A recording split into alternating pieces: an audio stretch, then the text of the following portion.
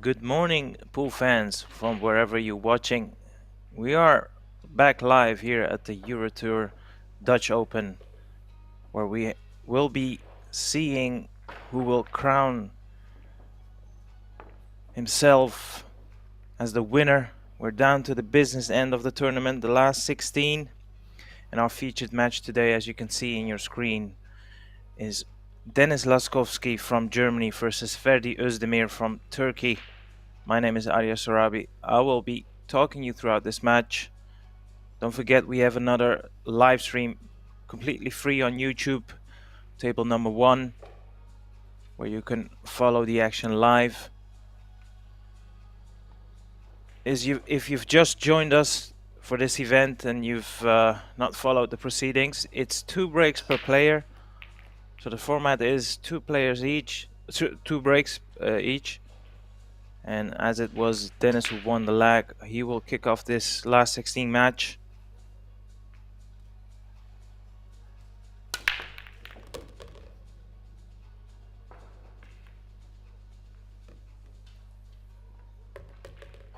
And look at that for a break.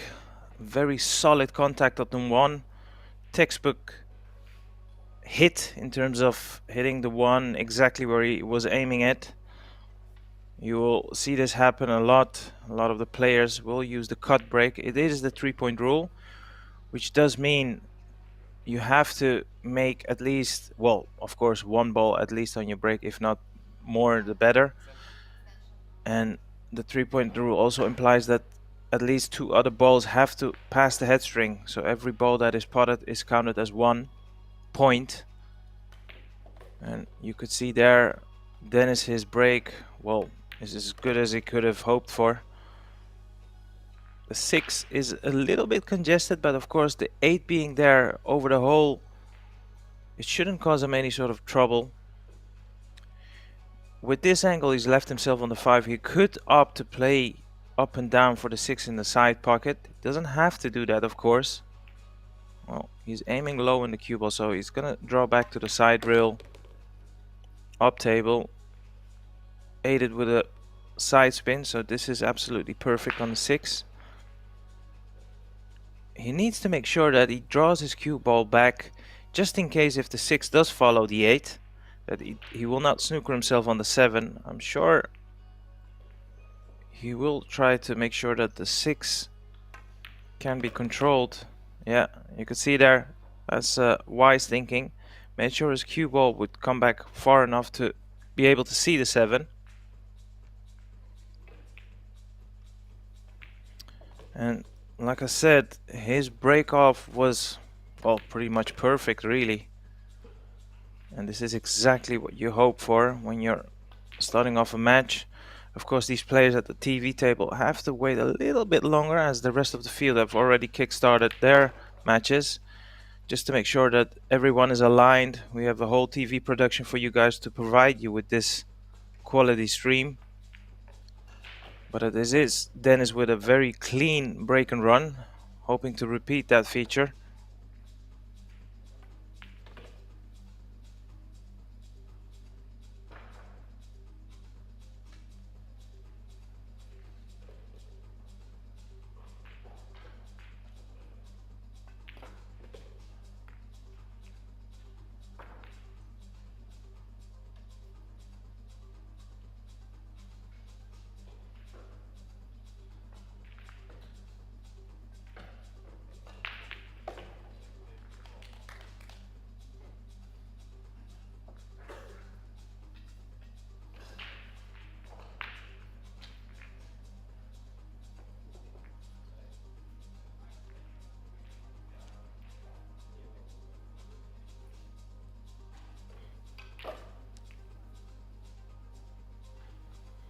Rec number 2. Let's see if Dennis can once again produce a fantastic break. This time around a little bit lower and a little bit less foolish on the 1. You can see his cue ball went just below the middle diamond, but he could be okay, you know. I don't know whether he can see enough of the 1 to pot it, and if he can, this layout is still looking pretty for him. No real problems at the table, so it's all just a matter of whether he can see the one enough to pot it. Him getting down so confidently, you're inclined to think he can. Yeah, there you go. So once again, he's in control here. Just needs to navigate his cue ball. If he can just get low enough on the 3, just to try and avoid running towards the bottom part of the table, it should be fine for him.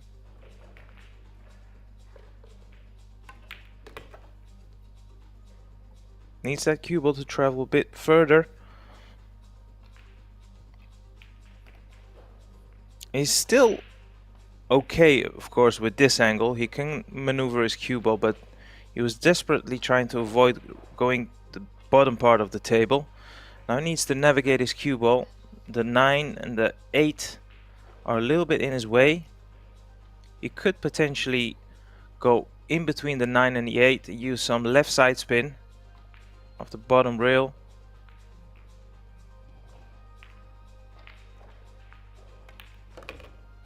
That's exactly what he's tried. Yeah, he done well there. Seems like he's restored the situation. Of course, cannot take your eye off the pot here. Still needs to apply himself, make sure he pots the 5, and also figure out how you want to leave yourself on the 6. Low or high angle.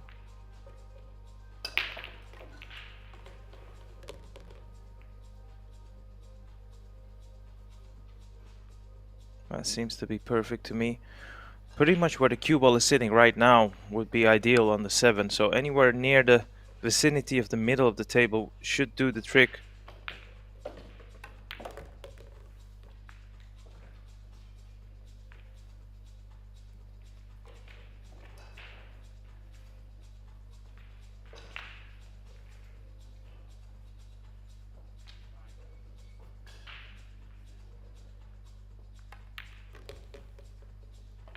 A very impressive start here by Dennis.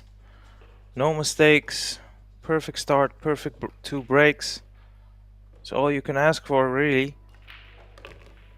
And of course, if you're Ferdi, Ozdemir, he's not had a chance. He's not even had an opportunity to stroke the cue ball officially as this match has started. So nothing to worry about for him. Just needs to make sure he can produce some equally good breaks as Dennis has done.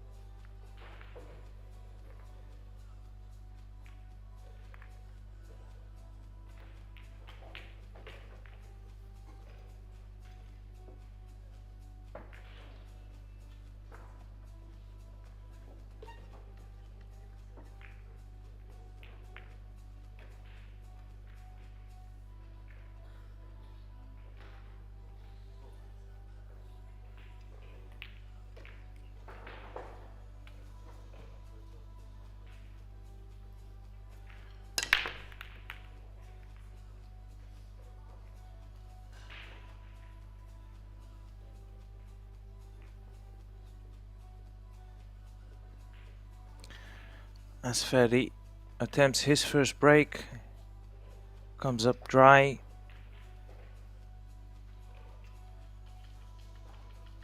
I think Dennis can play the bank shot here.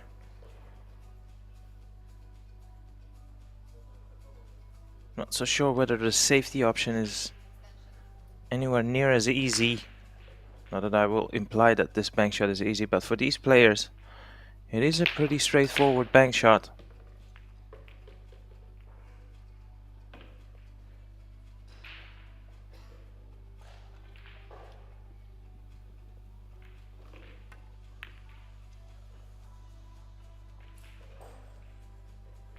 Yeah, has he got second prize? I think he has, you know.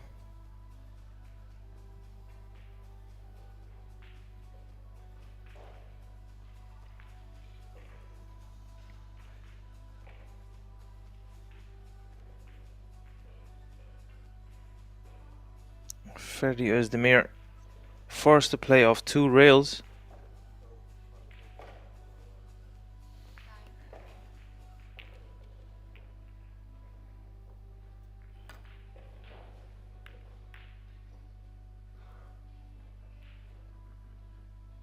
Nice hit. He was always favorite to get this outcome as long as he would have made contact at the right side of the one, which he managed to do so. And also the pace he played it at, he didn't smash it. Yeah, there's always a little bit of luck involved, but it was a calculated risk or luck, if you want to call it that. Same rule, same principles here for Dennis. He managed to hit the right side of the one. Of course, a little bit lucky with the 4 covering the 1. Full ball snooker, as we call it. And this is a tricky jump here for Dennis. Ferdi, sorry. Yeah, so much so he's actually looking to come off 1 or maybe 2 rails. That's a very narrow gap behind the back of the 3 to hit the 1. Might have to play this with some bottom spin just to check the cue ball. That's exactly what he's done. And now the 1 ball is now traveling. Ooh, he's been fortunate there.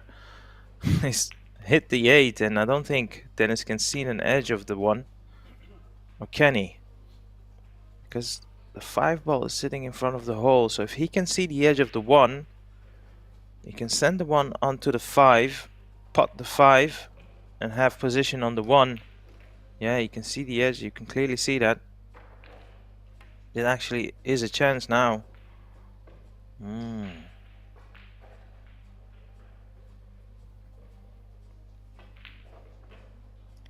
Well, judging by the body language of Ferdi, you tend to think he cannot see the potting angle of the 1.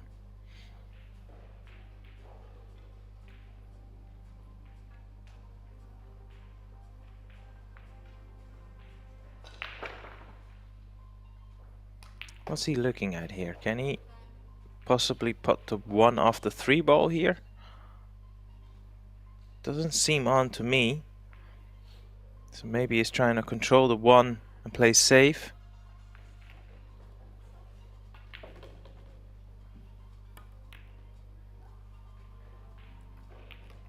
Yeah.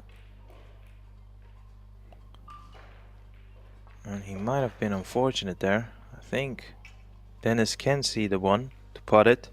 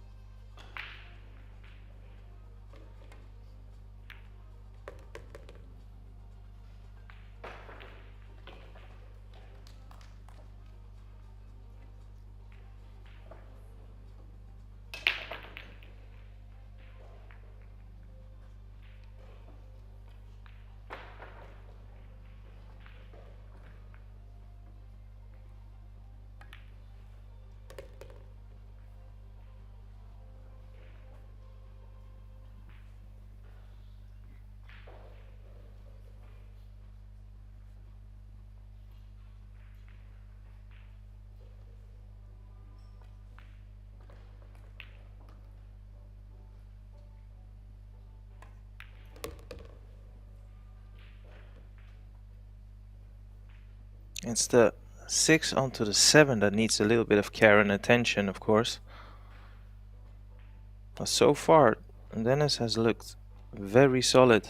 In fact, he's not missed a shot in open play. The 1 onto the 5 in the same rack potentially was not even on. So far it's been a perfect set. It's early days, of course. It's a race to 11. So there will be times in this match where the momentum will shift, I meant to say.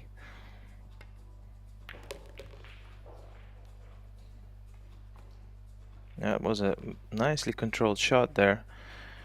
They always look a lot simpler than they actually are. When the object ball is so close to the pocket, it's actually tough to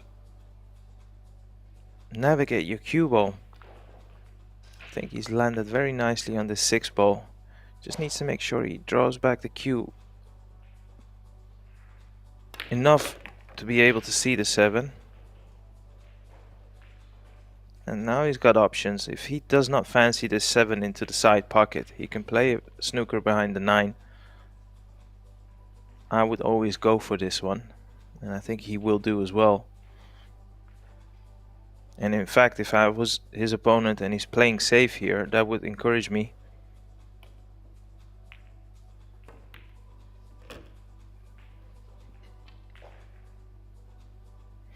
Not 100% sure why he just didn't commit to the shot and drop it in. This pot is a bit more difficult than the 8 in the middle. If he would have just dropped the 7 in, tells me he played it with an element of safety. Ooh, nearly went wrong. Applied himself well though, however, on the 8. So this is the first break on the serve on Ferdy's 2 breaks. Dennis doing what he needs to do, keeping the pressure on his opponent.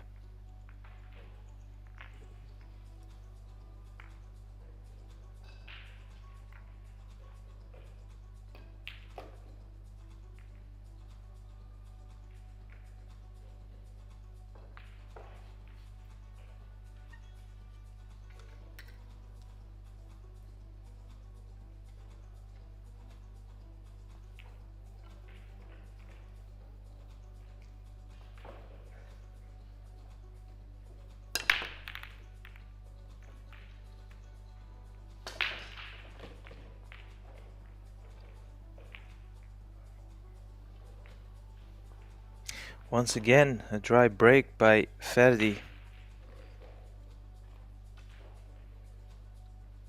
It's very frustrating when you're trying to close the gap and the break is not helping you in your cause. That's the one thing every pool player or cue sport player desperately tries to avoid, is being dependent on your opponent.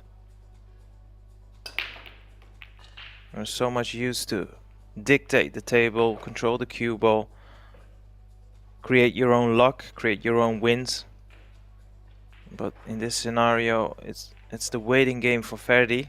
Sometimes it can get to you because although it's early stages and it's a race to 11, but once you see that score line change to 4-0, already there is some sort of nerves and uncomfortableness creeping up. He's got a chance here to, after 1 with his cue ball, pot the 6. It's not 100% guarantee for Dennis that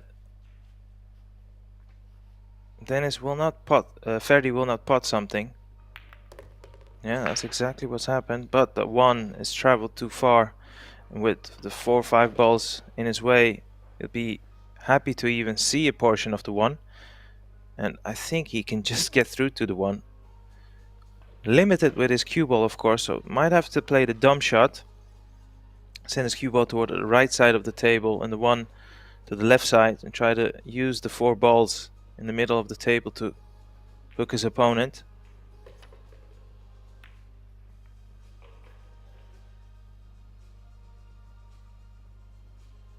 Nice effort. Unfortunately, he has handed the initiative towards Dennis. You'd expect Dennis to come up with a better safety shot here and put his opponent under pressure. A very straightforward safety shot. Send the 1 up table, and of the left side of the 1, send his cue ball down. That's too hard, I believe.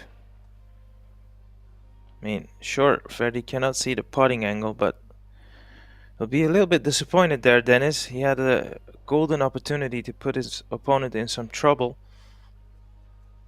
And with this little edge sticking out, it's actually Ferdi who has a great chance now to apply the pressure on his opponent.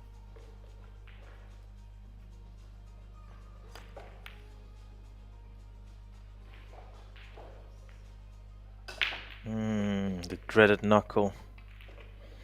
That's unfortunate.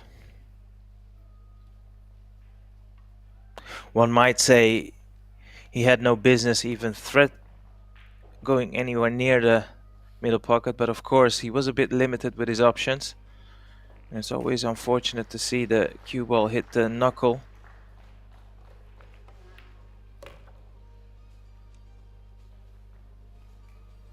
This game will definitely test your mind, test your mental fortitude. Sometimes it's the easiest game to play, sometimes it's the hardest place in the world. Just sit there and take it on the chin and just keep your composure, stay positive. It's hard to do when everything is going the other direction.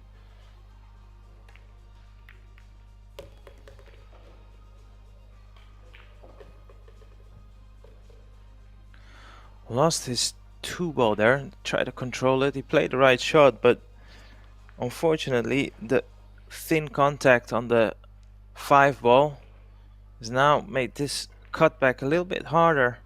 So much so that I'm not 100% convinced he will even go for the attack.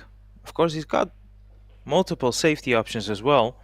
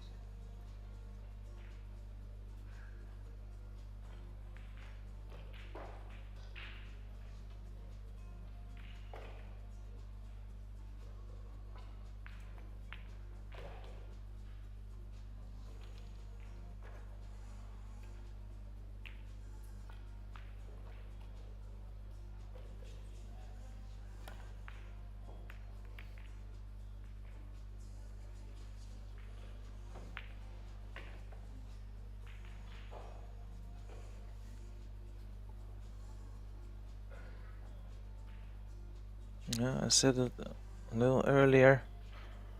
This game will definitely test your patience and your mental fortitude. But Dennis will be aware of this. You can't have it all your way. Rarely happens. Sometimes your opponent does crumble and just pretty much halfway give up because, you know, they feel like the table is working against him. But last 16, it's rarely happens where an opponent just gives in. But it is very frustrating indeed. Nothing has gone Ferdy's way so far. Well, and Dennis, well, I mean, he's barely put a foot wrong in this match so far. Completely controlling the play. He would have liked to have a better angle to play position on the 7, so he might have to settle for this combination. 7 onto the 8. Or can he draw this cue ball back? Maybe he can, you know. It's for the 7 in the same middle pocket. Or the top right corner pocket. Overdraw his cue ball a little bit, but that's actually even worked out a treat. He's got options, either a stop shot or just follow through his cue ball. Either way, leave yourself a nice angle on the 8. Yeah, stop shot it is. Does make sense if you're wondering why playing the stop shot. You can just cue the ball a little bit firmer with a bit more authority. And sometimes if you have a little pressure shot, your body and your arm tends to tighten up ever so slightly. So you might as well just hit the ball positively. And once again, back in the ascendancy. And this 9 to break both of the serves on Ferdy's turn. So Ferdy needs to come up with an answer sooner rather than late. But it is Dennis firmly in control.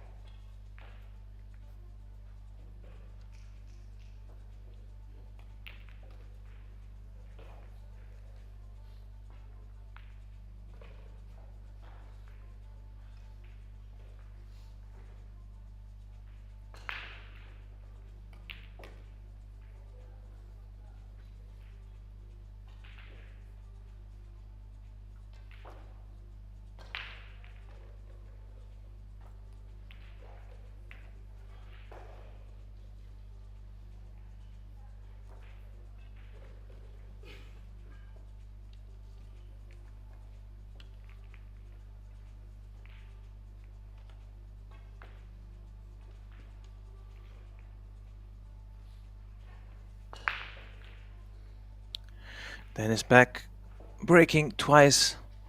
His former 2 breaks were absolutely perfect. 2 break and runs he produced on his break.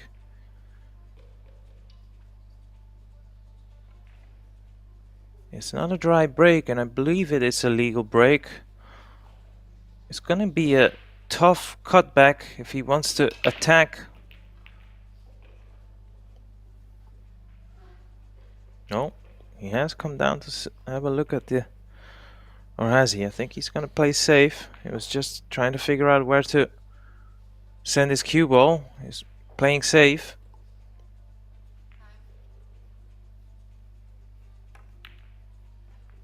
Which also seems to be the more sensible option.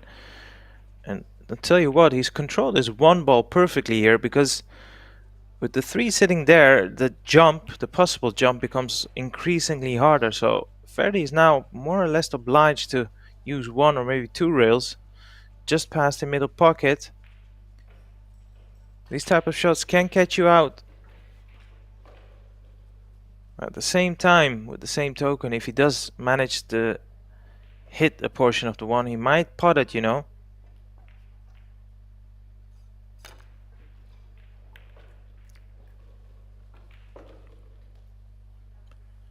Yeah, for the first time in this match, he's had some roll.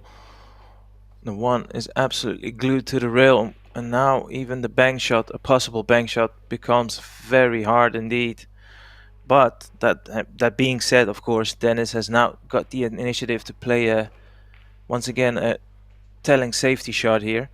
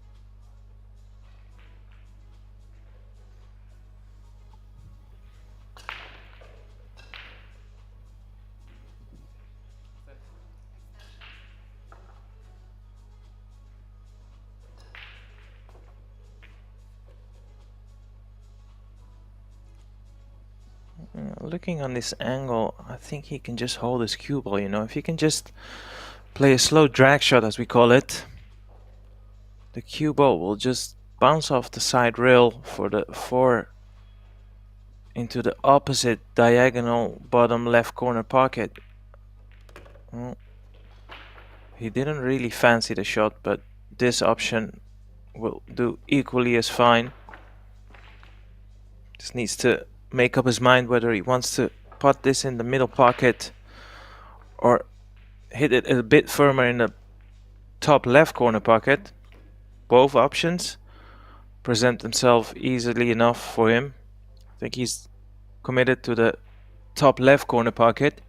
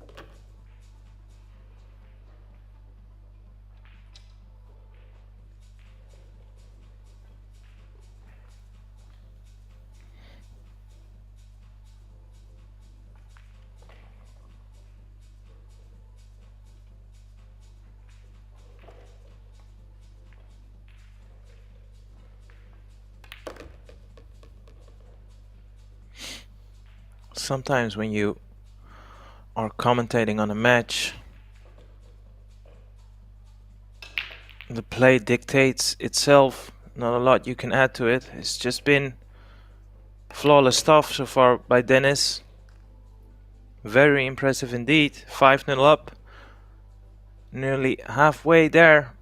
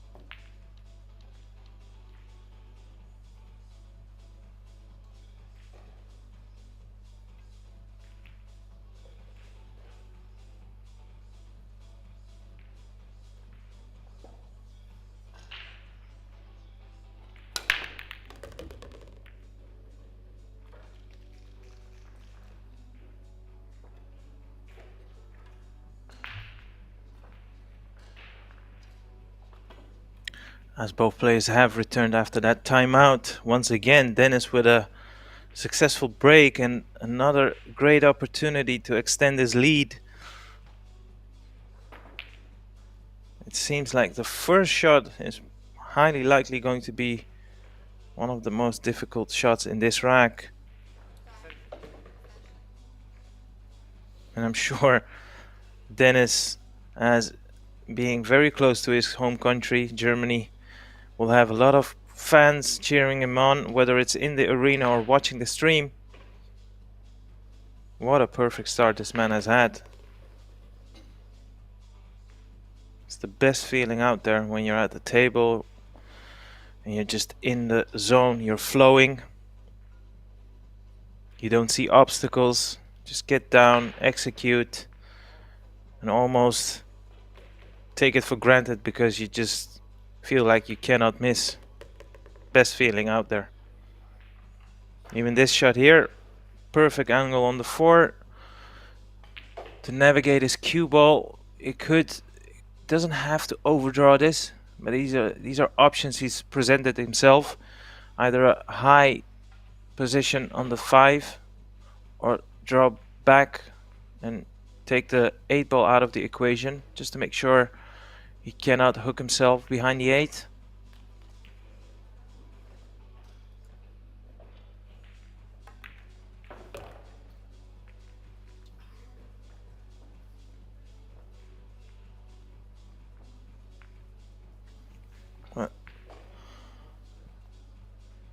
Having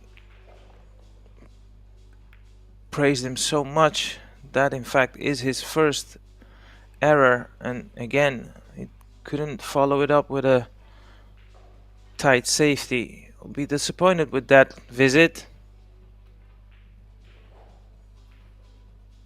It's bound to happen, of course, in a race to 11. Rarely does it happen when you have a player play a perfect set.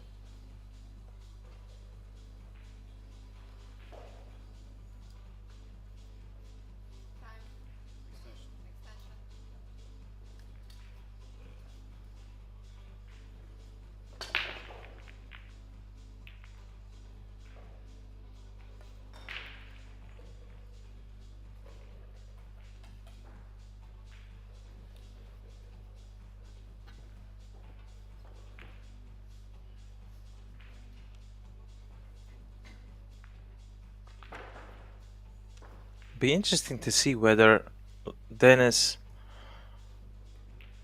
is inclined to play the little riskier but higher reward shot. Try to thin clip the 5 on the left side, but I don't think that is what he's going for. Yeah, once again, he's tried to play the same shot. I think the only problem with that is if you do not get it, you always leave your opponent with a multitude of options. That's why I was wondering whether you wanted to take the risk to go on the left side. Of course, it was full length of the table. The reward was a lot higher.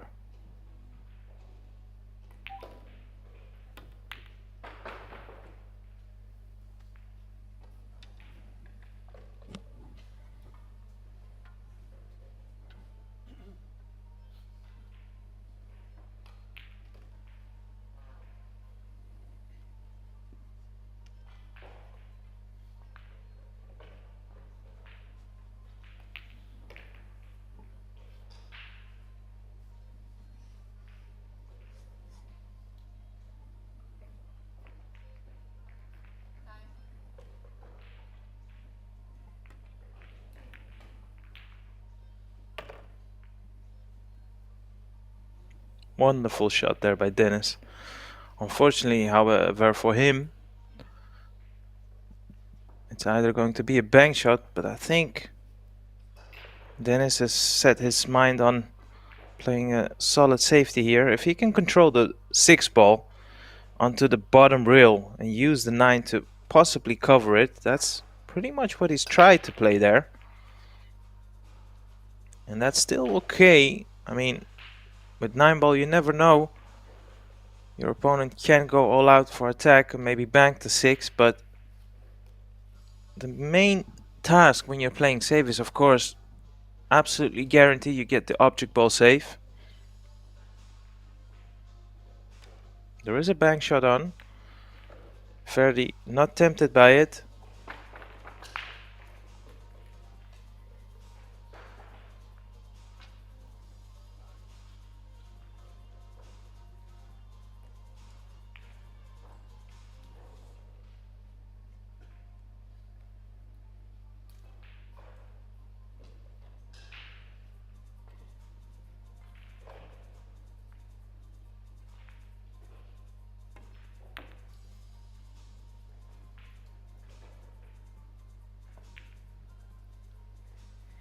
Make no mistake, that wasn't a bank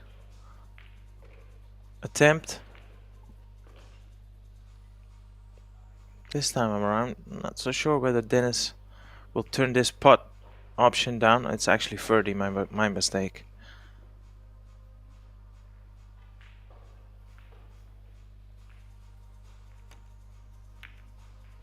Yeah, nicely done. Well, let's have a look at his angle here on the 8 ball. I mean, if he can draw his cue ball towards the left side rail, just to avoid the middle pocket, that would make this positional shot easier. Normally I would say this is a 99 out of 100 type of shot, but if you're 5-0 down, these can be missed. Not by Ferdi today though. So puts his first rack on the board, and well, you gotta start somewhere.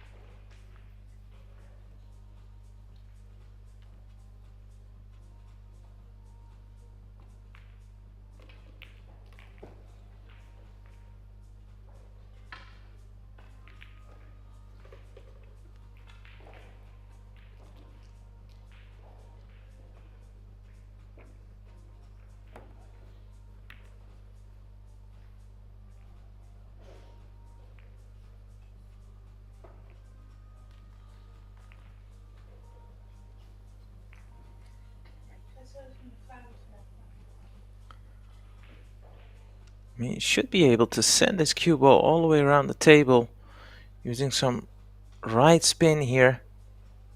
But the only problem with that, he needs to hit this 3 quite full.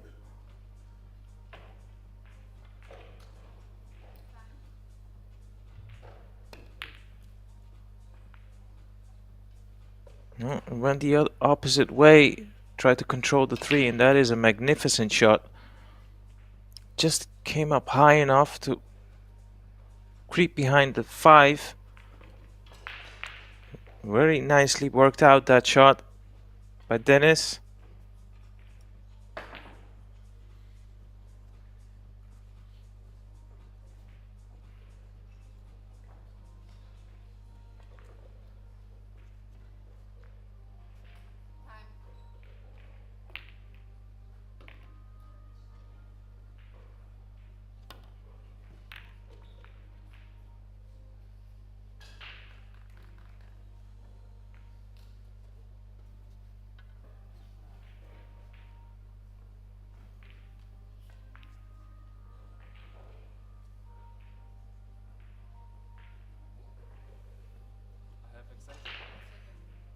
Hard to tell. I think Dennis was looking whether he could see slightest of edges on this 3, but the thing is, even if he can, it's very dangerous to play with side.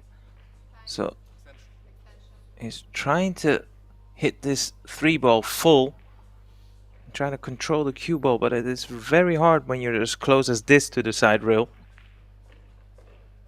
Tough to judge. I think he can see the edge based on this camera angle, but has to be careful if he wants to incorporate some side spin.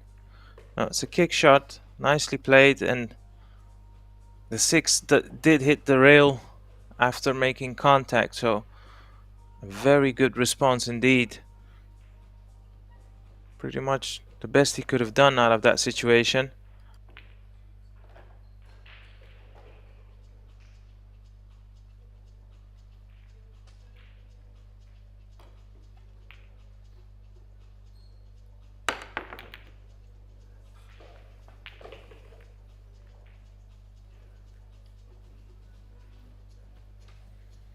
It's that magnificent safety return after being hooked himself has forced this error.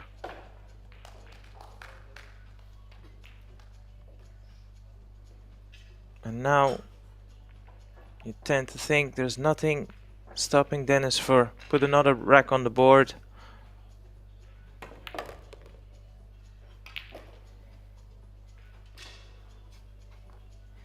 Although there's still a little bit of pressure on this long pot. It's not a difficult one, but of course it would have been a lot easier if the cue ball was higher up the table.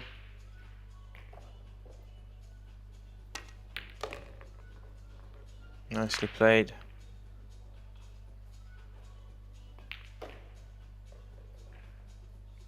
That's one thing that's definitely changed over the years.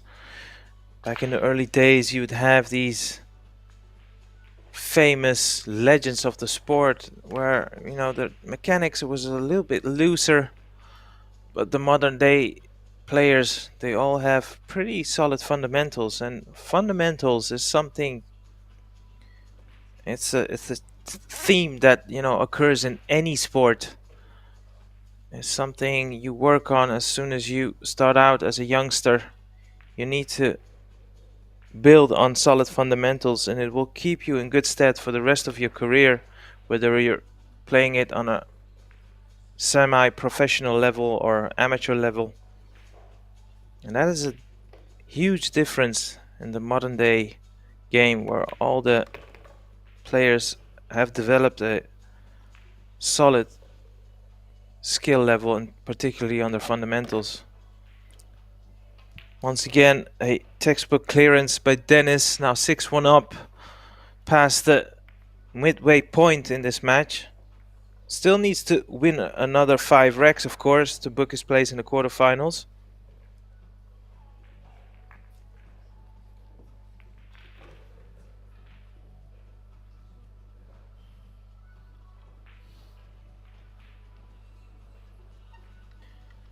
As Ferdi gears up for this break, it does give us a quick opportunity to give you a score update, what has been going on the other tables.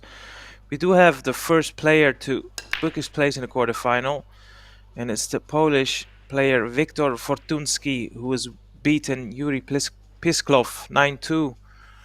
Viktor Zielinski, his fellow countryman, is now 8-4 up against Tim Jonkman, one of the two Dutch contingents still left in this field. Tobias Bongers of Germany 5-1 up against Alvaro Coninga. On table number 1, where my colleague is doing the live stream commentary, it's 6-all between Mark Bijsterbos and Karl Gnadeberg. Ivica Putnik versus Ramazan Agdak. It's 4-3 in favor of the Turkish player. Almin Salkic versus Andrei Vansner, 5-all. And the all-Polish affair, Dominik Jastrab versus Konrad Pikarski, it's 7-all. So a lot of these matches now entering the final phase of the match. As we turn our attention back to this table, Ferdi once again not getting a lot of love of the table after his break. And that's worked out horribly. He was, of course, very limited with his cue ball. Yeah, you can clearly see what he thinks of the proceedings. It's tough to deal with, like I said, mentally.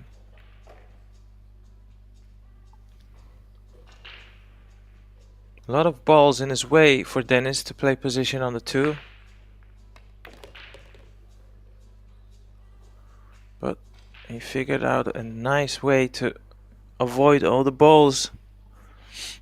That was a great shot. It looked very innocuous, but in fact it was a very clever shot, and it could, given the pathway towards this rack, of course needs to pot the remaining balls, but the first ball, the 1 to the 2, was a tricky one.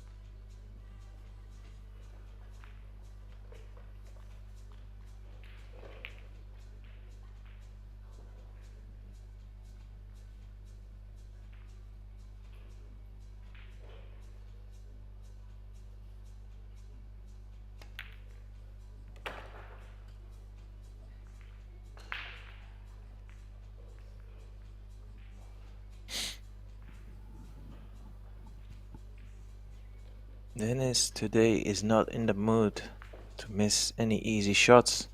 He only had that little glitch with his positional play. Failed to play good position, but everything aside from that has pretty much been flawless. And you can see, I mean, his cue ball is constantly in the right place. Rarely had to play a ball off the side of the rails. Sign of a player truly in the zone. 7-1 up after this 9 ball, which means he'll get to break twice Now,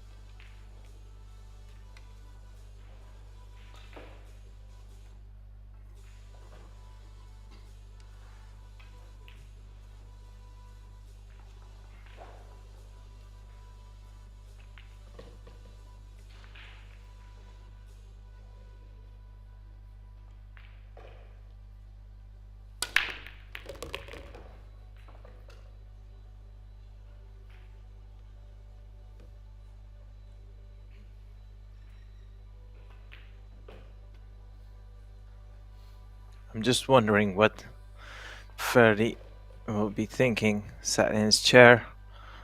Well, maybe the 3-ball has not come up high enough for Dennis to see the putting angle, but still, he can play a good safety here and put his opponent in some trouble. Or maybe can he putt the 3? No, he couldn't. That's not a full ball snooker.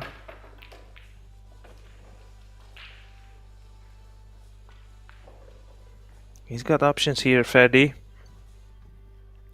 He can slow roll the cue ball, I mean, and use the 7 and the 4 as blockers.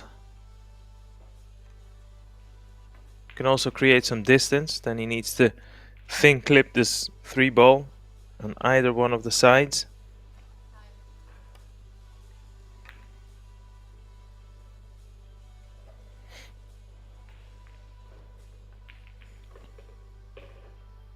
That was the only and the most obvious problem with that shot is when you're sending the 3-ball near the corner.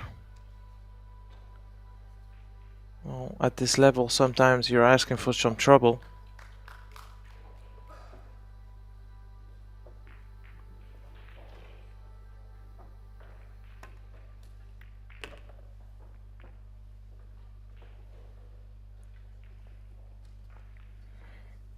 Well, the 4 does not pass the 7, so it's not the end of the world just yet for Ferdi. But again, his opponent has the initiative here. You could send the 4 onto the 7, try to control the 4, and send his cue ball down the table. I think he's trying to land on the 7. That's good enough.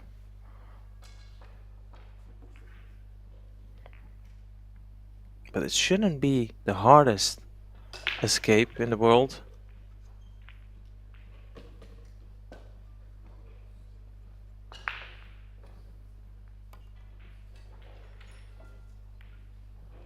Well, I say that, fails to make contact on the 4. And it feels like the wheels are falling off now by Ferdi. In all fairness, that was a poor attempt. At the very least, should have made contact with the 4.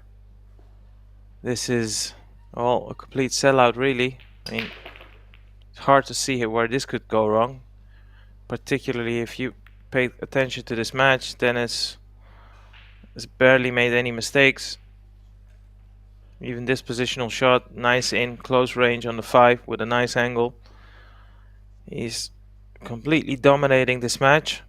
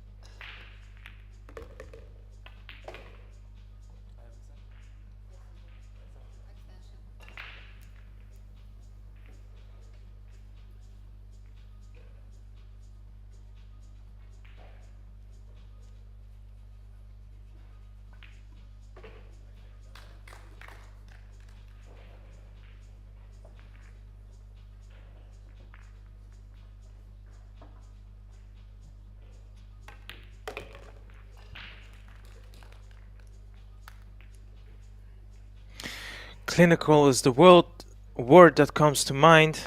Dennis is just doing a job on his opponent. Now 8-1 up. Gives us a chance to have another look at the schedule and what's been going on the other tables.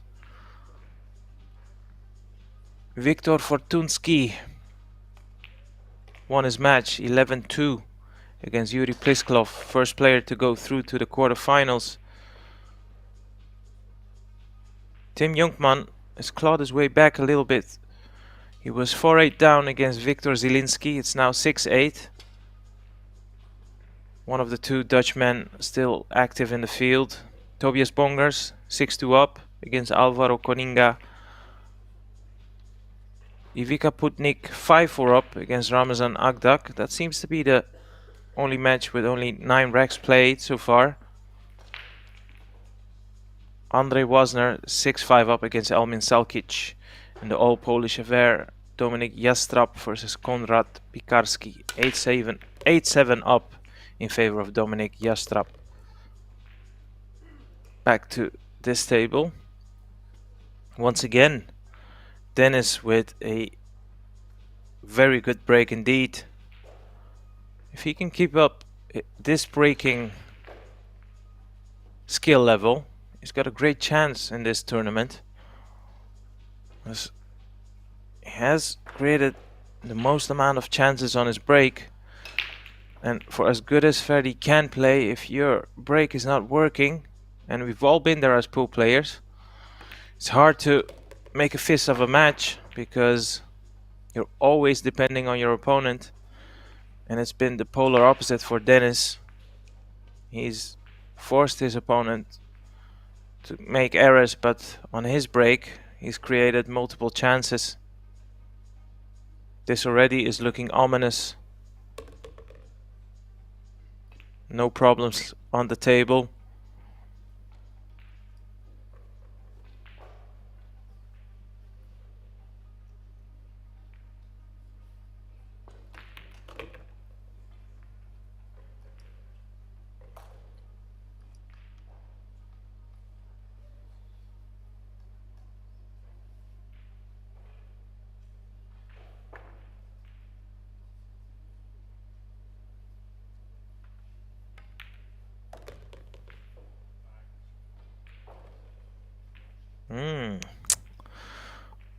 That's a slight error here by Dennis. He needed to make sure he left himself enough angle to work with. This is pretty awkward now. He is desperately trying to land on the left side of the 8 ball as we are looking at this picture. Can he create an angle, cheat the pocket as we call it?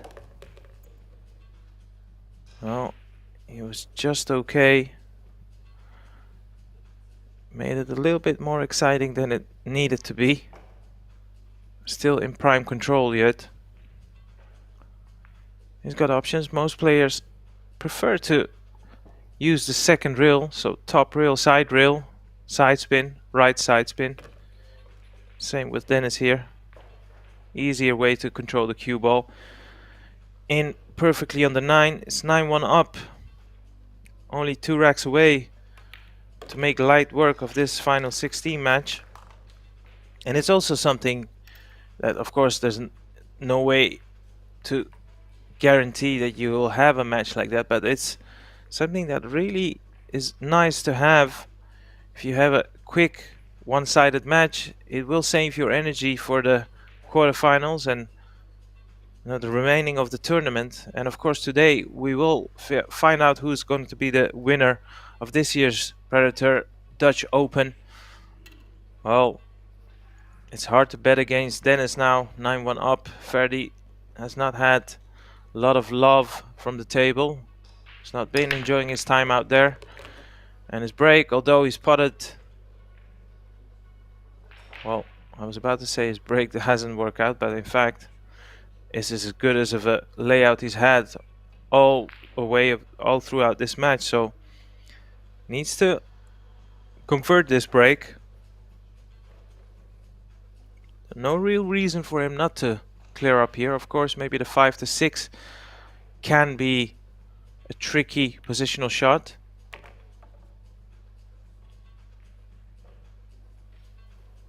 So what's his angle here on the 5? Seems pretty straight, maybe just off straight. Might have to settle with a longer shot here on the 6 just to be absolutely guaranteed to being able to see the 6. Don't want to be too cute with your cue ball.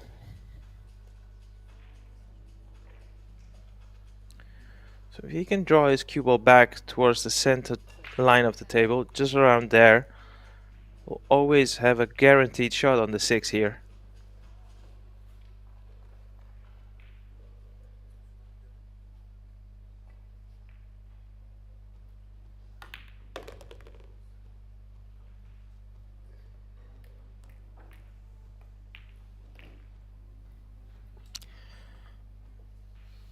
You possibly cannot avoid running into the 8, so he needs to calculate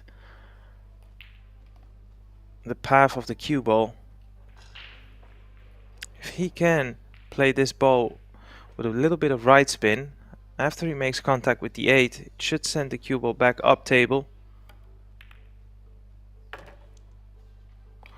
Well, he's been fortunate there. He's missed the 6, but potted the 8, fluked the 8 really.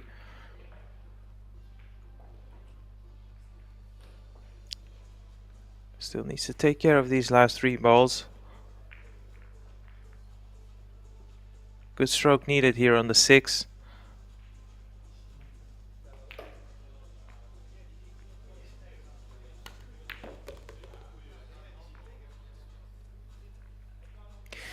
Yeah, that's now become awkward. The cue ball is very close to the side rail. Pretty much dead straight on the 7, so maybe he can force an angle. That would be a power shot, top spin. Maybe even a little bit of side spin, but that's going to increase the difficulty of the shot here. Well, passed that test with flying colors. But of course, it's all about the 9 ball.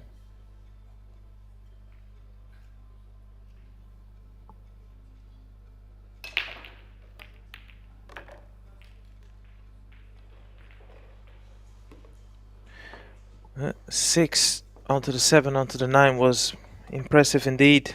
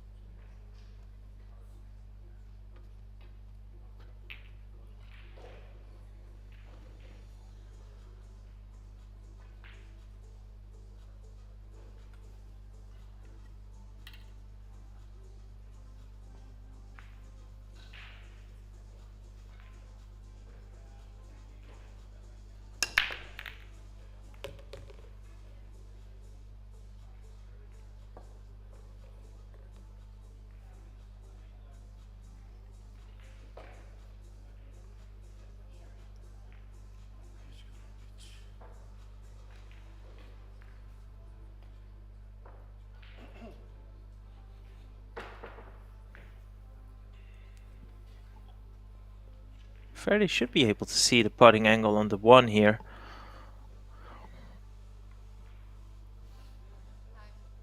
Wants to say the cue ball high enough to make the positional shot on the 3 easier. Maybe a bit too high for his liking. I think it's straight enough to screw back past the 3 directly. He could otherwise play for the 3 in the middle. It's a tight margin, of course, if he wants to play position on the 3 in the middle pocket. If it's straight enough, he can draw his cue ball back for the 3 in the same corner pocket. That way it's a bit easier to control the cue ball towards the 5 off the 3. Yeah, just like that. Now, me personally, I wouldn't really flirt with the 5, trying to develop it. That's taking a risk. He can do so if he desires, but I think he can screw past the 5 here. But actually, he is contemplating to maybe disturb the 5. Not saying it's the wrong shot, but you know, it can go wrong because you're never guaranteed to leave yourself an easy pot if you develop the 5. It's not like with snooker when you try to develop the reds and you might have alternatives. After the 3, he is obligated to play the 5.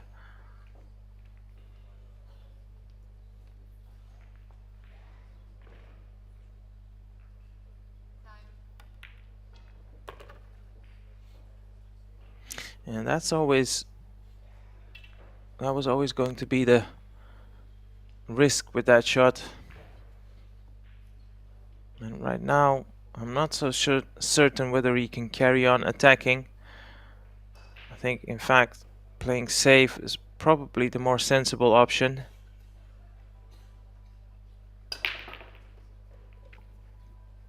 Thin clip this 5, maybe try to send his cue ball behind the 6. Touchy shot here. Needs to control the pace. And he's played that well. Even the jump now becomes pretty challenging. Very close in on the 6.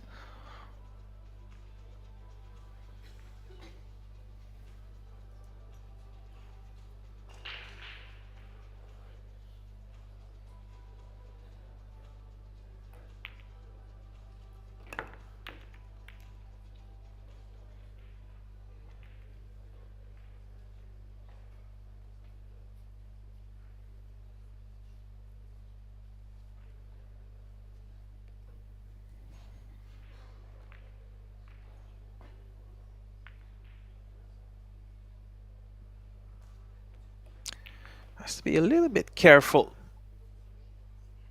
not to snooker himself behind the 8. Don't want to overhit this.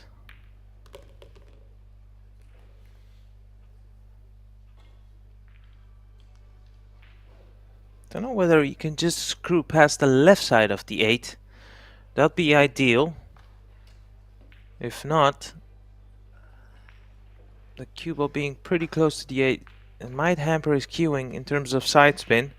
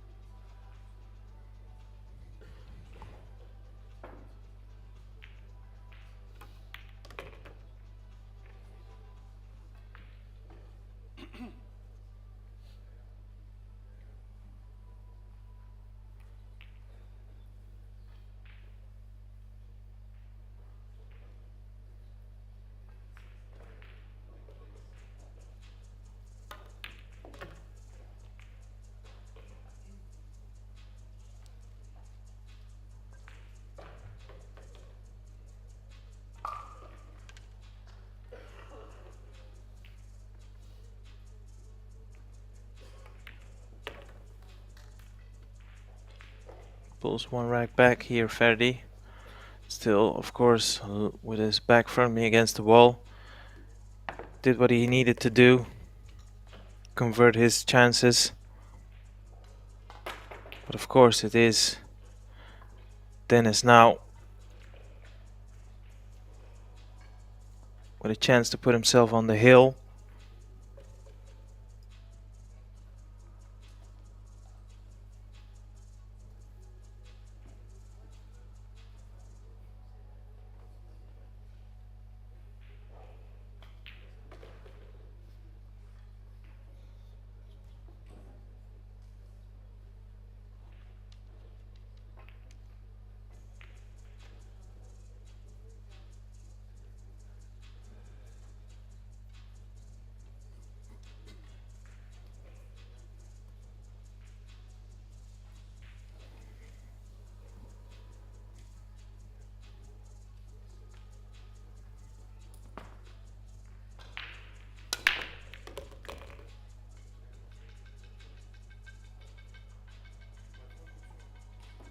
It's been a little bit unfortunate there, Dennis. With the 8 covering the 1. But when you look at his break and the portion of the 1 that he hit, and also where cue ball went after making contact with the 1, and where it's how has he controlled his cue ball is pretty much textbook. It's a little bit unfortunate to having hooked himself on the 1. It's no surprise to most of the viewers who's been having the better breaks of the 2 players. I said it earlier, if Dennis can keep up this solid breaking, he's got a realistic chance here in this tournament to go all the way. But I'm sure Ferdi will do everything in his power to prove me wrong. Needs to get out of this situation first, of course.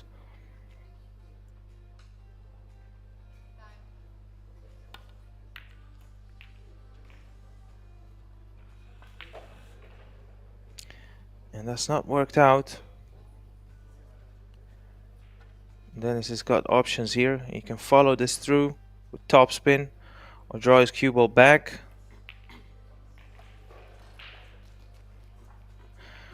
The angle he's going to leave himself on the 2 will be critical in this shot, because the 3 is a little bit congested. So first thing first, make sure you pot the 1.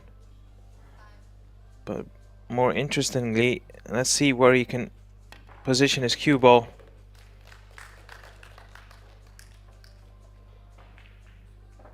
Well, he's got an angle to work with. It's not a lot. Might have to settle for the 3-8 combination.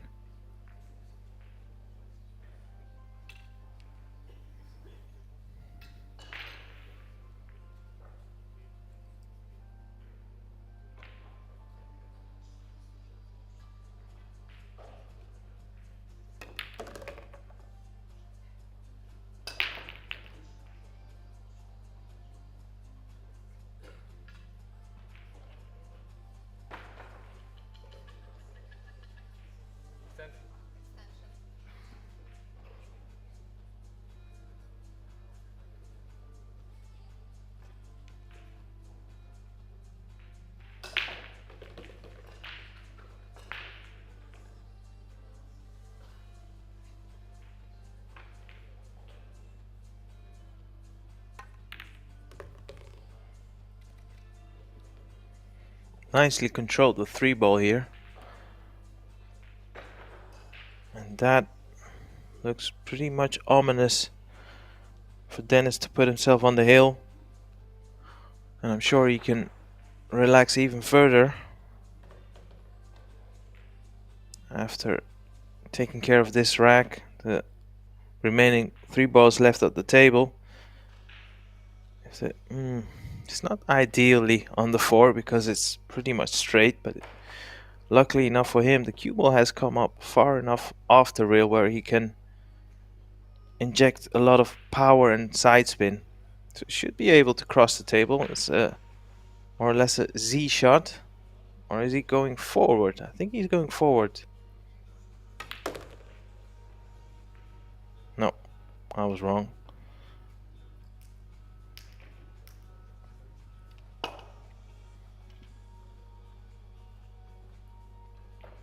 I think it's easier to roll it in rather than hold it with backspin. A little bit too thin to hold it with backspin.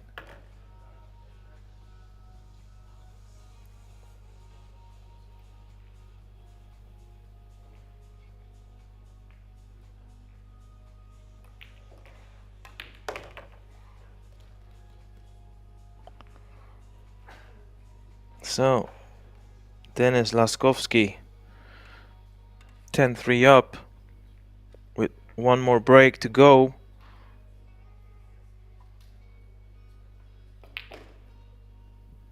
Pretty much all he could have hoped for coming into day 3 in this Predator EuroTour Dutch Open back here in the north of the Netherlands, northern region, Assen. But a gorgeous venue we're looking at.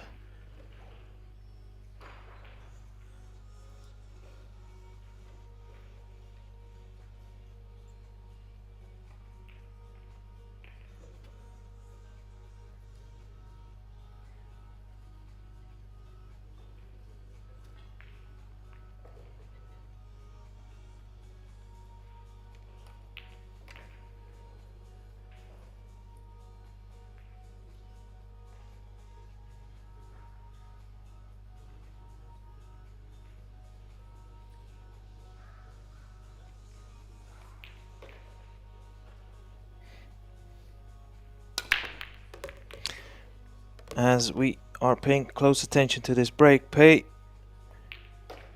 yourself for some noise on the background. It's Mark Bijsterboers on the verge to book his place in the quarterfinals, one of the home favorites.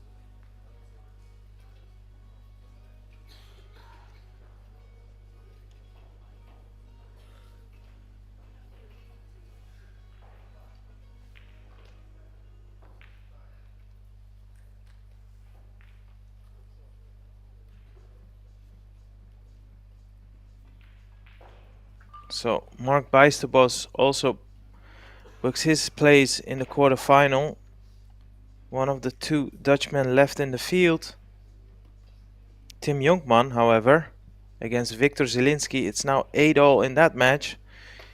There was a point in time where he was 8-4 down, so he's clawed his way back to 8-all, all to play for.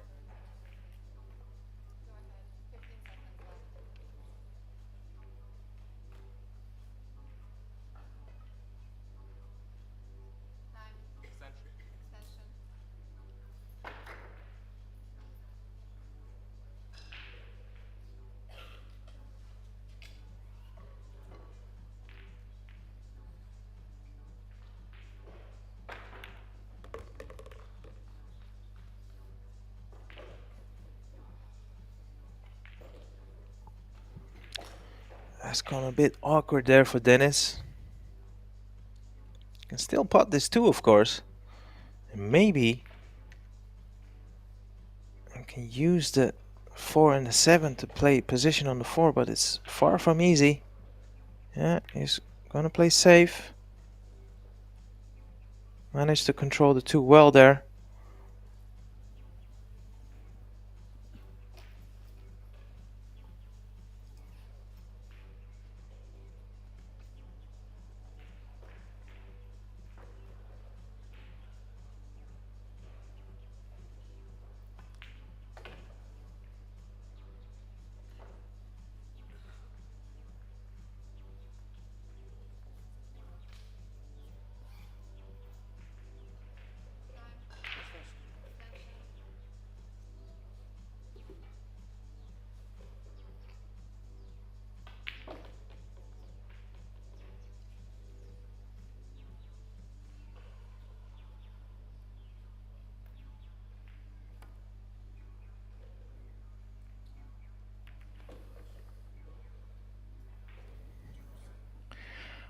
That could be the last mistake of Ferdi in this match.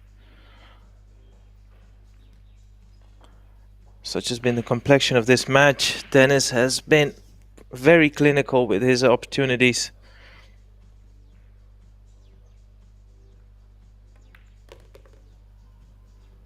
But just in general, when you're down to the last 16 and you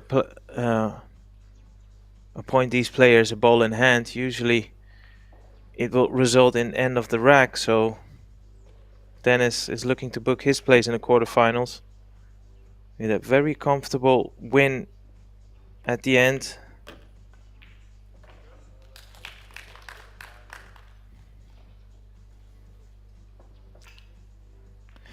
Though this angle is left himself on the 6, is not ideal for him to play position on the 7.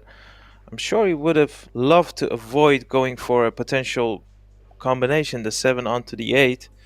It might have to be the shot he's going to settle for. And I don't think the combination is too hard to make, but the controlling of the 7 ball after that is the trickier part of this shot. Highly likely that 7 will come off the side rail and go towards the left side of the table. So he needs to play this with a little bit more pace. Just like that. Nicely controlled. And has retrieved the situation here. Well, you can clearly see wants to come off 2 rails just before the middle pocket, and that should be the end of this match. And I'm sure Dennis will be delighted with his form in this match. I'll repeat it again. If he can keep up his breaking form, he's got a realistic chance in this tournament. Of course, a lot of pool and 9 balls to be potted before we can crown our champion. But keep an eye out for this man. He'll definitely cause some trouble. Been very clinical. It was a pleasure to watch him play this almost exhibition-like. Keep an eye out on the streams, ladies and gentlemen, and if there's one way to guarantee you will never miss any part of the action, just make sure you subscribe and turn on the notification button, as we will be live back shortly. For now, bye.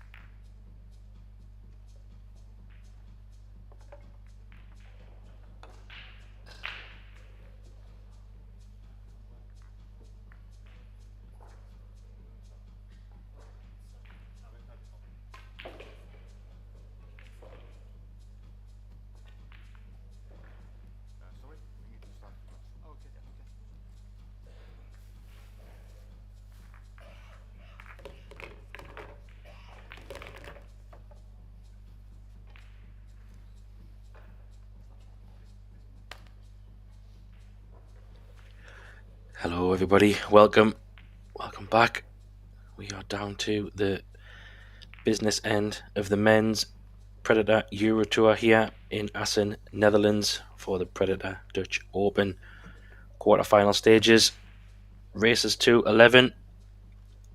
Two players here, Polish Viktor Fortunski, brother of Mietsko Fortunski, against Turkish Akdag Ramazan, both battling to try and get into the semi-finals. This is also their best run in EuroTour, if my statistics don't let me down. They have had a few last 16s and so on, but this, I believe, is their best run. So somebody will continue that run even further. Both coming through their last 16 matches very different. I think Viktor was quite convincing in his win. I think 11-2, maybe something like that, but Akdag, bit of a battle. I think it was 10-8 or 11-8, something along those lines. Very close indeed. Playing 9-ball. My name's Graham Hickman, and I'll be joining you all to talk through the twists and turns of this match, and I'm sure we will have them. Very good opening break here, I think, if that 2-ball holds up. Just ran a little bit too far. Does have a bank on, but would it be nice for it to hold over the middle?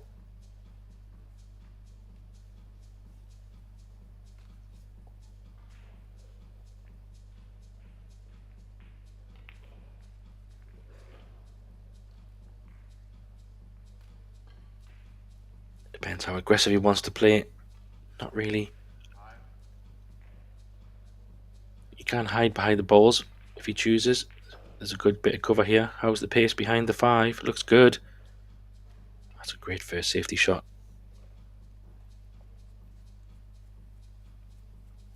For those just joining us at the weekend who maybe haven't joined us since Thursday, we are playing alternate break, but it's 2 breaks per player before we switch, and we will go back and forwards with 2 breaks each until somebody wins the match.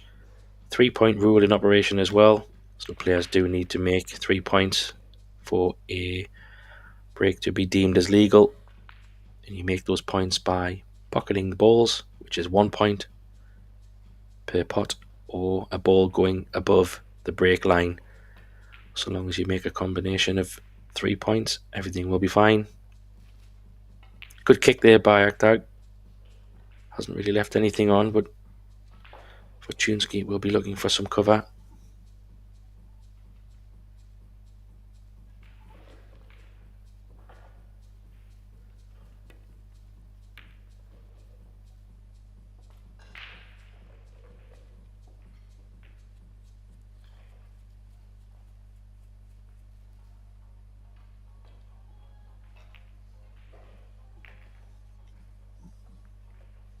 So that's another good hook there.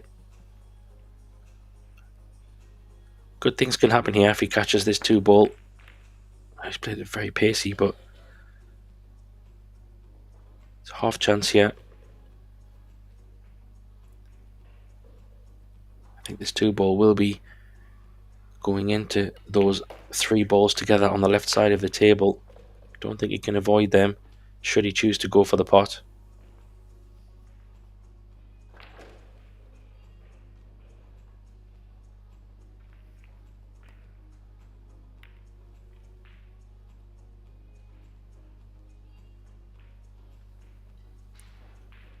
Yeah, so keeping it tight at the moment.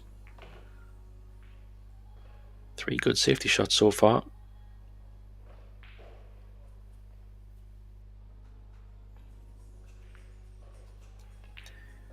There is a shot here. He could play 2 reels and try to flick off the 2-ball, bring the cue ball over to the left side of the table.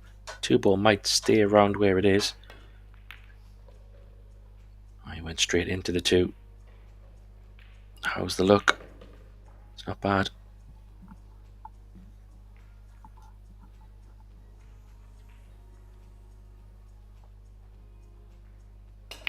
Yeah, it's not a straightforward pot, so probably another safety here.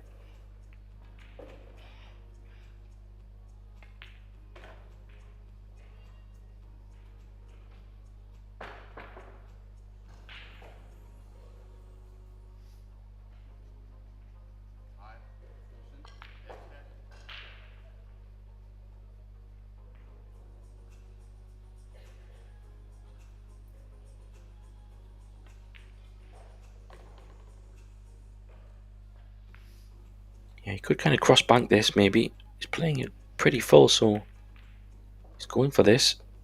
That was a great shot. How's the pace?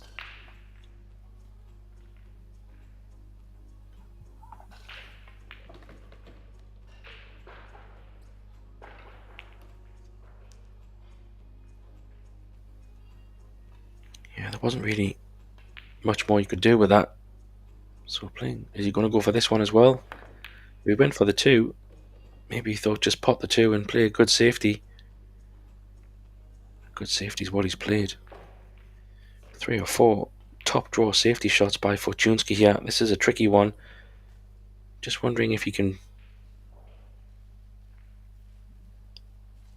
He's looking to go down the left side of the table, so that tells me the right side is probably blocked off.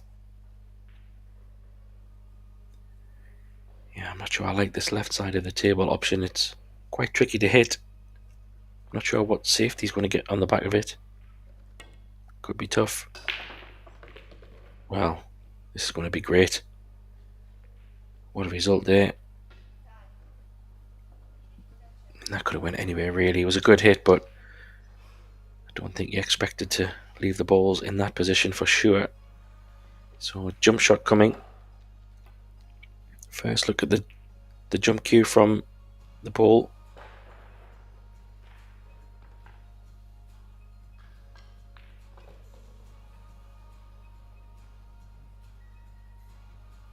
That was a good effort. Full ball 7 might help. I'll tap on the table there. Bit of a result. I think he's full ball hooked here.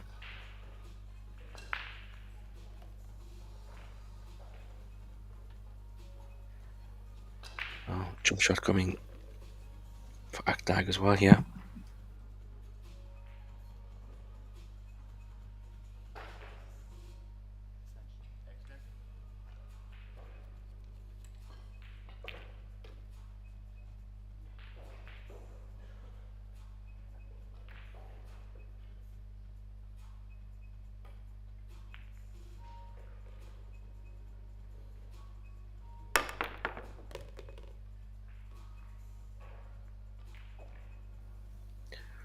Well, that was an awesome jump. And he does have a shot on this 5. It's tricky in the side, but he could take this on. He does also have a very good safety option as well, so all of a sudden he's actually in control of this rack. Great jump shot there.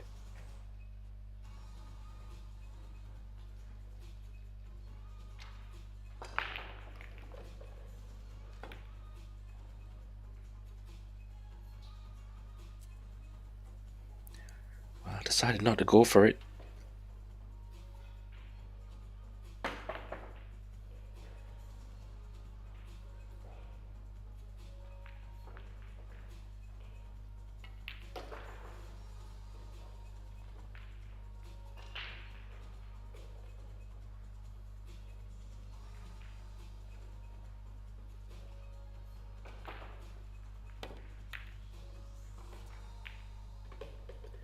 Yeah, he did leave a shot there, but it was difficult. Maybe he's got a bit of a result.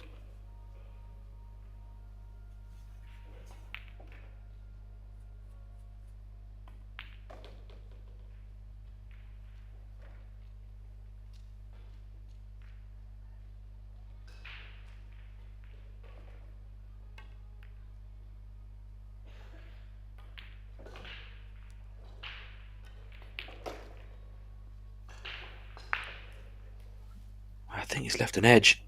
If he can only see the edge, he might be forced into taking this one on.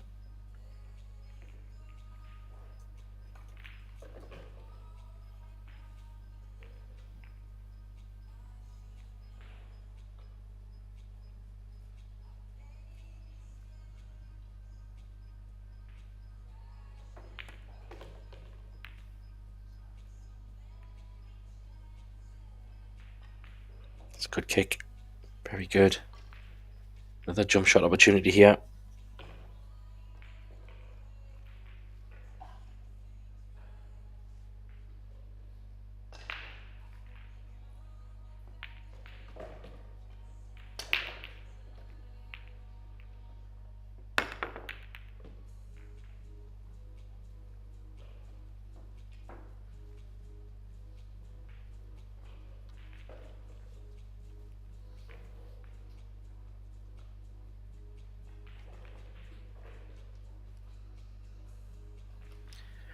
So probably the first, I could say first, the real chance to try and run this rack out. Just have to manoeuvre the cue ball a few reels to come round for the 6 here, I think, unless he drops it in. As he got through the gap, great shot.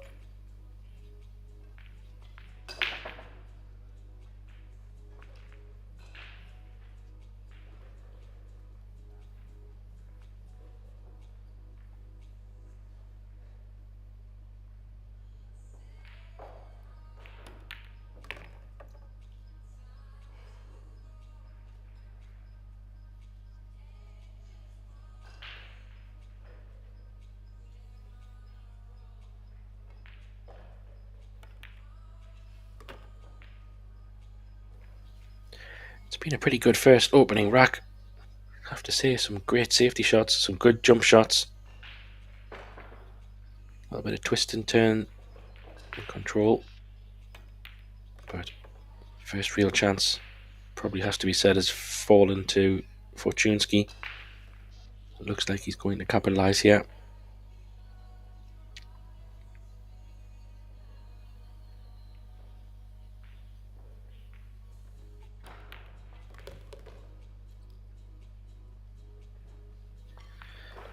So Fortunski takes first blood.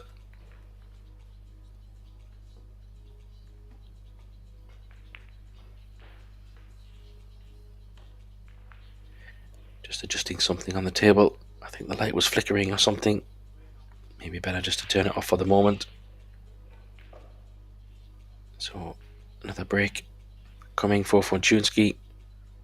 We have 2 live stream tables in operation. We have this one with my good self. And then we have on the other table, we have the Dutchman Tim Jonkman versus Germany's Tobias Bongas. That's over on the other table. Both of these are free on the Pro Billiard TV YouTube channel. And my good friend Pascal de Schmidt is commentating on that one. Of course, we have the other quarterfinals underway as well. I'll keep an eye on those as we progress. But for now, let's see if this second break can present any opportunities. It's a pretty good hit. The 2 ball just got a bump. Looked like it was going to come there across the table to give him a shot, but not to be.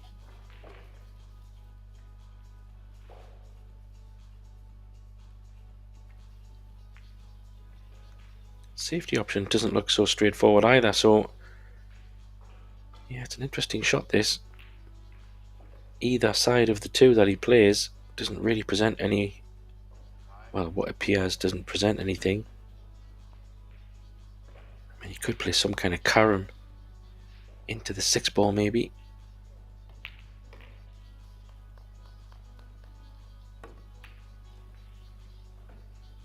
And he was able to get some cover at the bottom. It's a pretty good shot.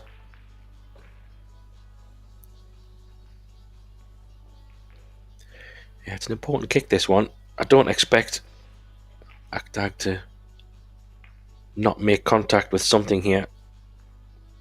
2 ball, 9 ball, anything. What he definitely doesn't want to happen is to miss the 2 ball completely, because there is a 2-9 maybe tempting combo there.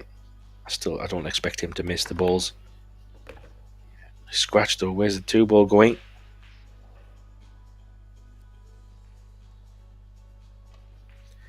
Wow, that's opened the rack up. So a good safety shot from Fortunski again. So far, safeties have been very tight.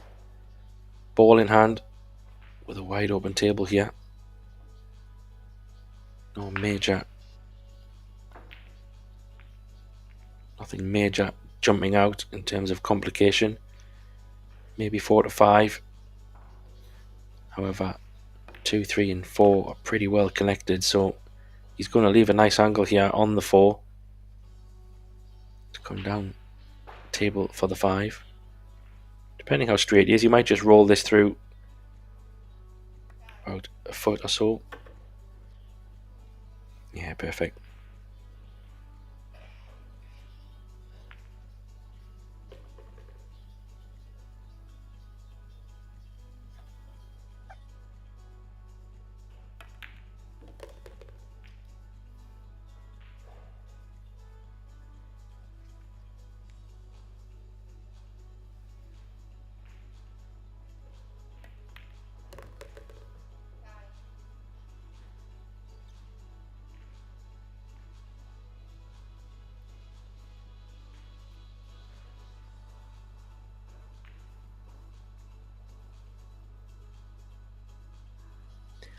just draw this up. Maybe a little bit shorter pace. He's okay. He can just get his hand comfortably on the table. He's left-handed, so 9-ball doesn't cause a problem. Just draw this back across the table. Yeah, solid stuff by Fortunski. His first 2 racks has been very good from a safety play point of view. Kept Akdag at bay. But now he has his chance to see if he can do anything from his 2 breaks. This is where the 2-break format comes into play, especially the lag. Because Fortunski, because he won the lag, he will have the first 4 breaks of the first 6 racks. Which sounds a bit strange, but it does give you a good chance to try and get a good lead, or at least get some kind of head start. So the lag's quite important on this 2-break format. Of course, you can say the other way. If you don't make those opportunities count, you could be seeing yourself at a deficit, but you always try and look at it from the positive.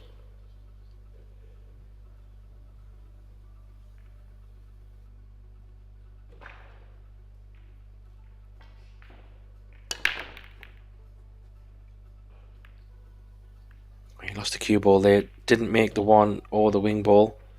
I think that's an illegal break as well. Don't think he made the point, so he's going to put him back in to have a look himself.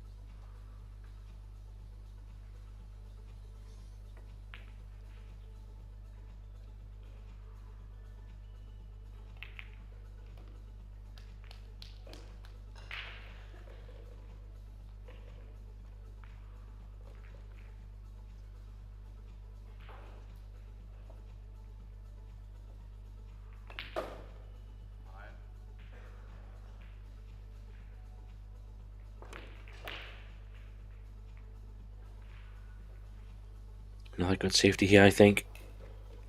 Tap on the table.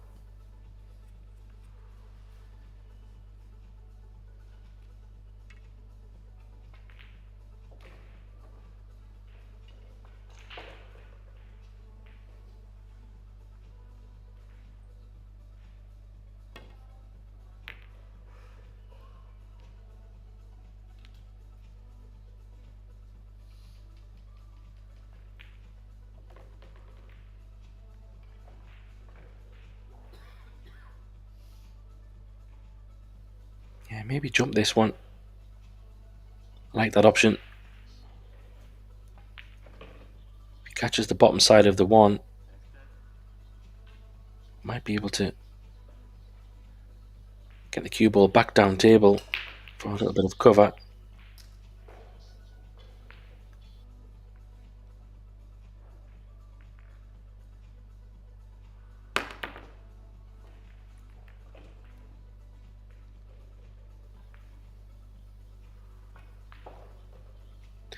He was able to catch the bottom side of the 1, but the 1 did catch the point of the middle.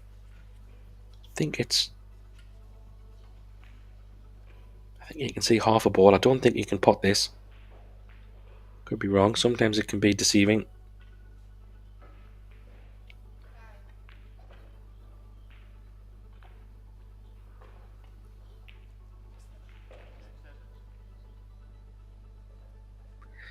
Yeah, just taking his extension.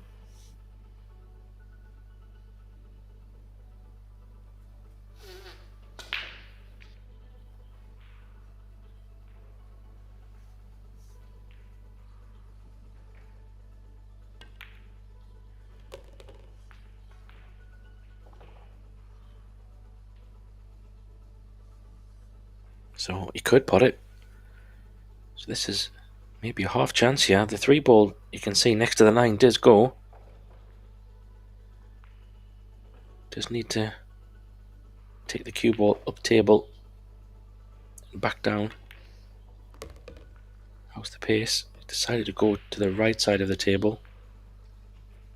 It's not bad. Bit of distance on the 3, but the 4 ball's there waiting.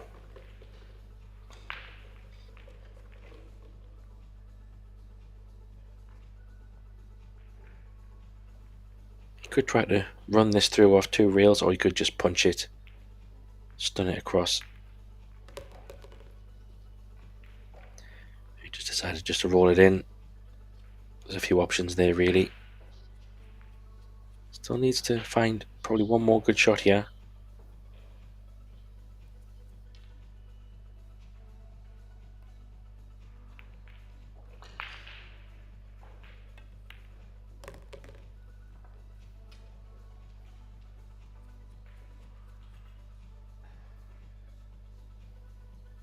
Yeah, you might have to bring this back and play the 6 in the top corner.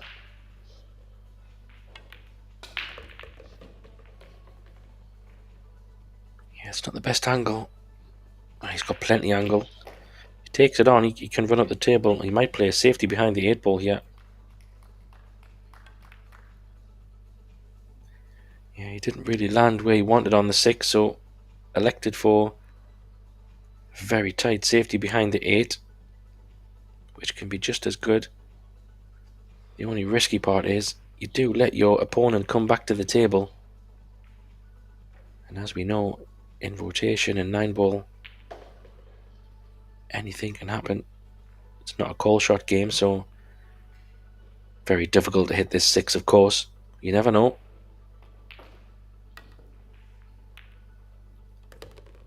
Well, it's a perfect example of what I was just saying. Playing the safety shot has left the door open. I mean, of course, you could play that shot 100 times and you would never get it in.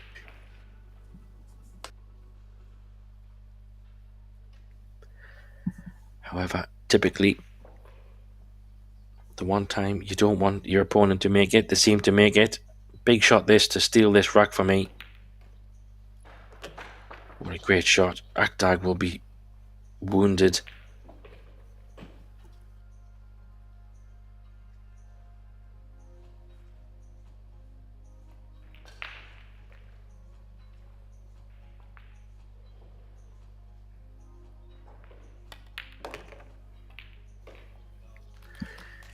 This is why people love and hate the game of 9 ball. Obviously in 10 ball you would have to call that shot, but 9 ball, anything goes. Probably apology here after this 9 maybe. Yeah, typical sportsman. He knows that was a big fluke, but it is part of the game. I guess you can also look at Akdag there. He wasn't great on the 6. He could have went for the pot. It was a tricky one for sure, but did choose to play the safety, and I could probably say 99 times out of 100 that safety probably would have given him a chance to come back to the table, but on this occasion it didn't. So he's 3-0 down. Big break this one now.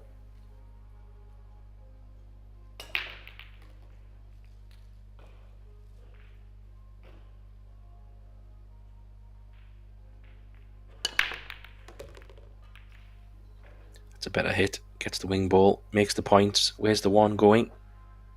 He will have a shot on the 1. A little bit of a tester, close to the rail. To be on the 2, he's just going to have to play this at a softer speed. I think he can still... He's looking at the other side of the table. Does that mean he has such an angle where he's going to go into the 2? It doesn't look like it.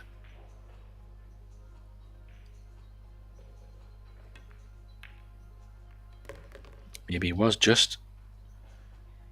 Oh, that's very unlucky. He judged that really well, to be fair, and because of where the 3 ball is, this is now a bit of a nightmare.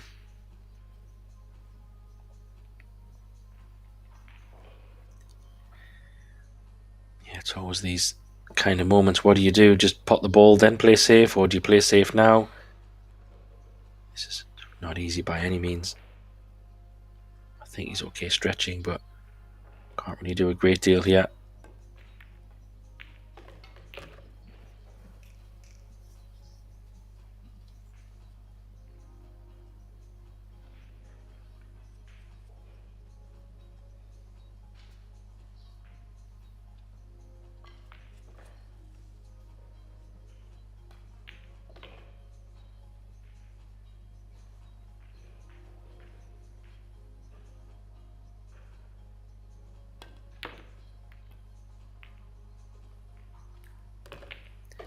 Well, his turn to fluke one here.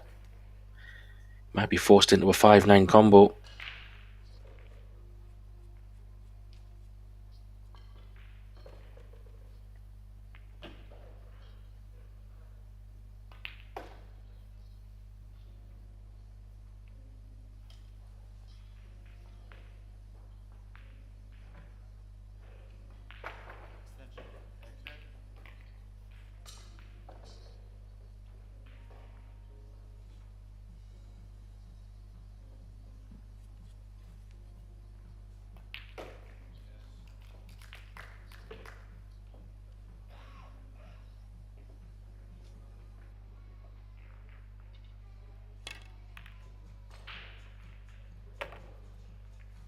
Oh, what a great shot.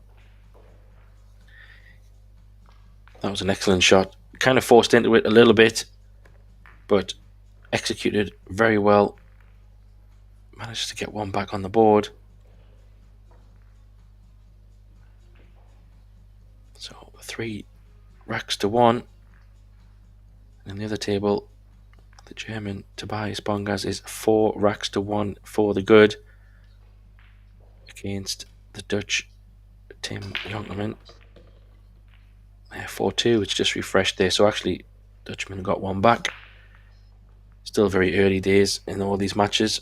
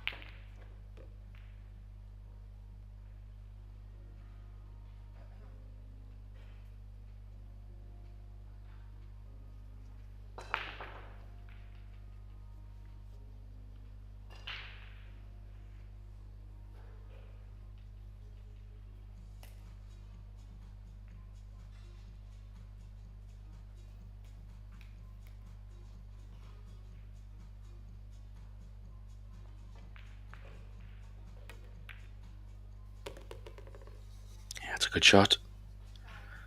Balls are pretty nicely split here. Kind of all in a bit of a circle around the middle of the table, which gives you plenty of options. You've got middle pocket options, corner pocket options. This is a great opportunity here. Oh, I thought you missed that for a moment. He's okay. It's option for the 5 in the side. Or down the 8, past the 8 ball, his choice.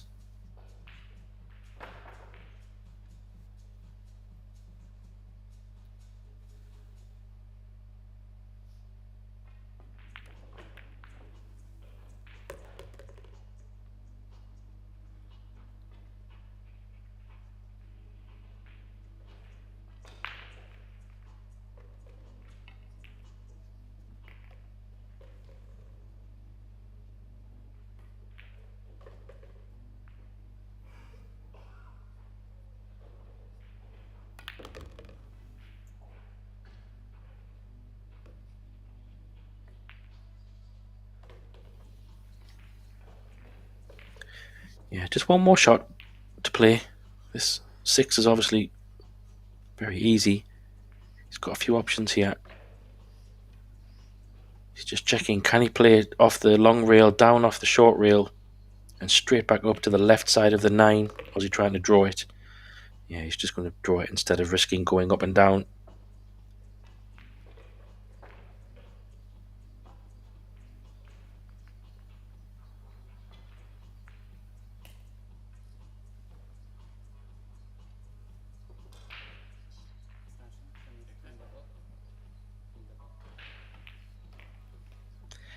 Just asking the referee to clean the cue ball. Maybe spotted something.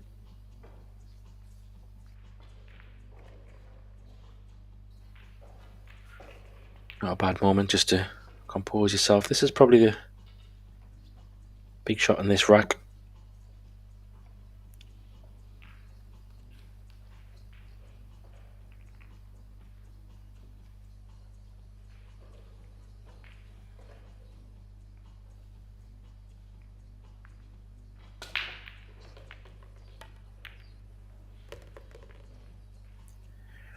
Well, he caught that a bit fat. Made this 8 ball much thinner than he would have liked.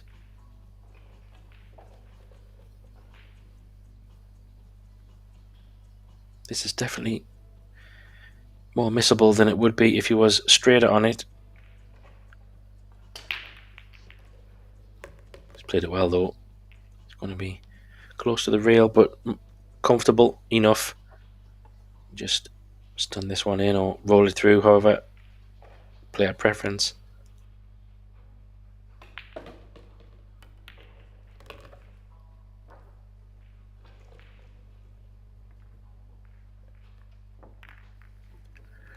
So a nice run out there.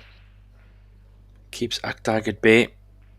Holding on to that 3 rack advantage for the moment.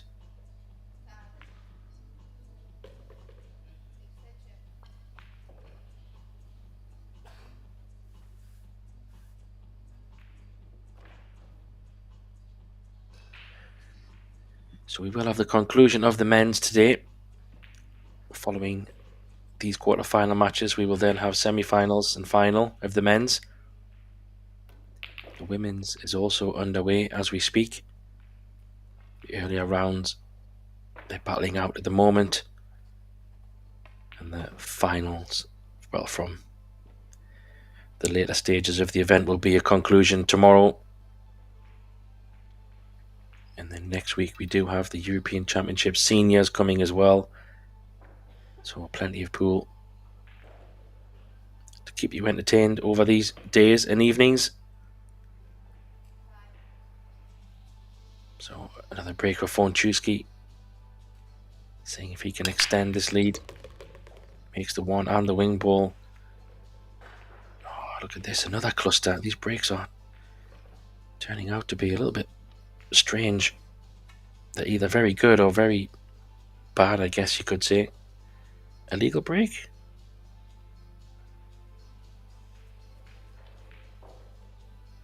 I thought the ball maybe went up table, but I could be wrong. So, because he made the 2 balls and he didn't get the 3 ball past the head string, the break line, gives the table option back to Akdag.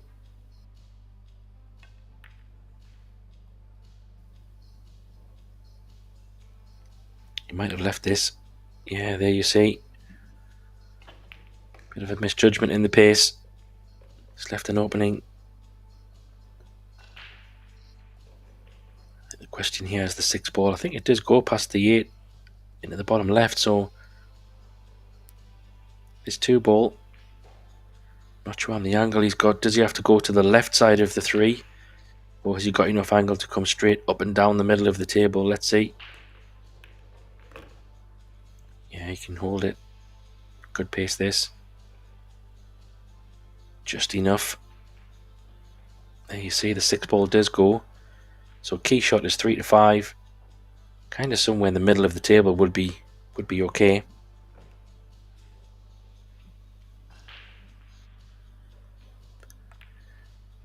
Just try and kill the cue ball. Yeah, this is good.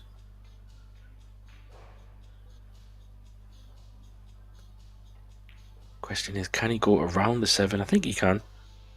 Might have to put a little bit of check on it, but it does look pretty natural just to go around the 7, kind of in line with the middle pockets here. Yeah, needs a bit of run. Needs to go a little bit more. That'll work.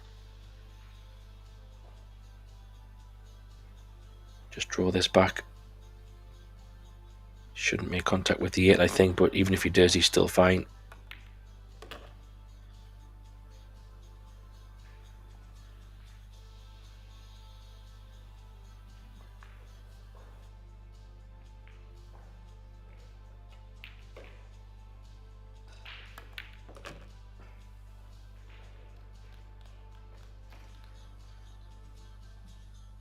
Maybe a touch pacey. Depending on the angle. I'm not sure if he can draw this back out one rail for the 9 and hold it.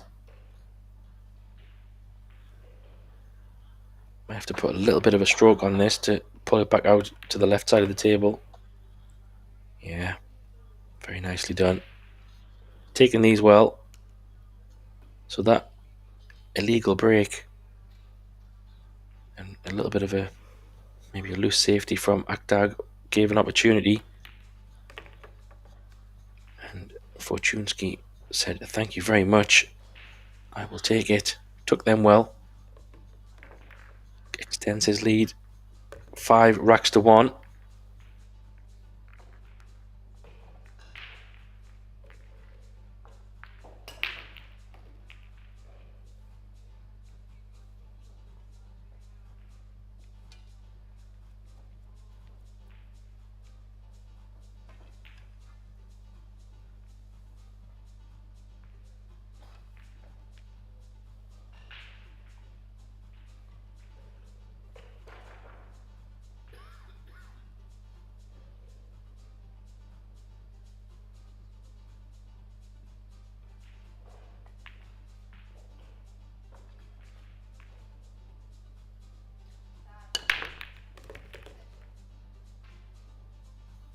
He makes the wing ball. Where's the 1 going to go? It's not bad. Quick glance here. Table looks okay. 3 to 4 is not bad either. The 4's got a little bit of cover, but he does have options to get there. And the 1 to the 3 is quite nice.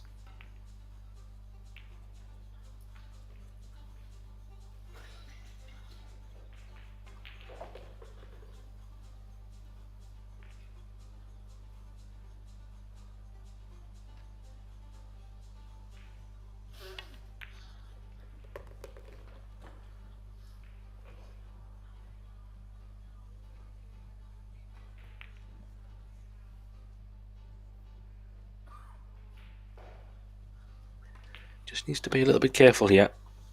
Doesn't want to find the gap and then hook himself behind the 7. Might even be worth playing into the 7. Yeah, that's why he played it at such a slow pace. If he went into the 7, he was okay. And if he didn't, he was still going to be able to hold to see the 4. So smart choice there. Just drift this down below the black maybe.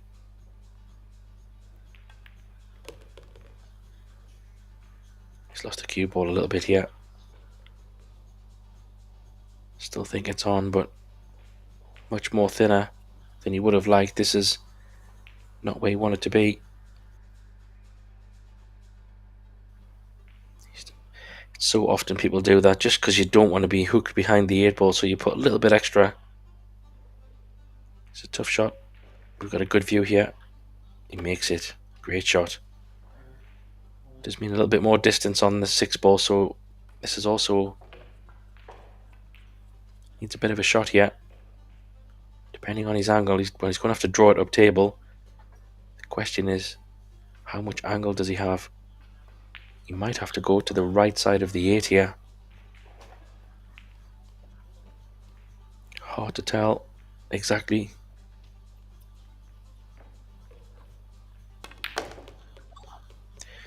He tried to punch it in. Tells you that he didn't have much angle. Couldn't really get all the way across the table.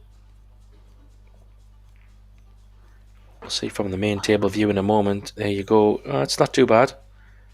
It's thin, but I think it's naturally going to come down and around for the 8.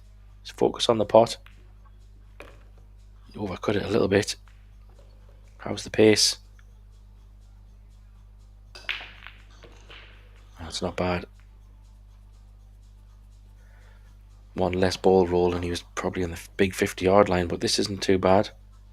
He's possibly going to play the 9 in the bottom left corner maybe here, depending on how thin he hits it. This looks a bit short for me.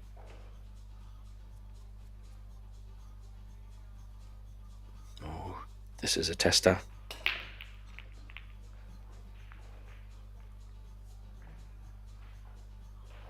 Still fancy him to make this.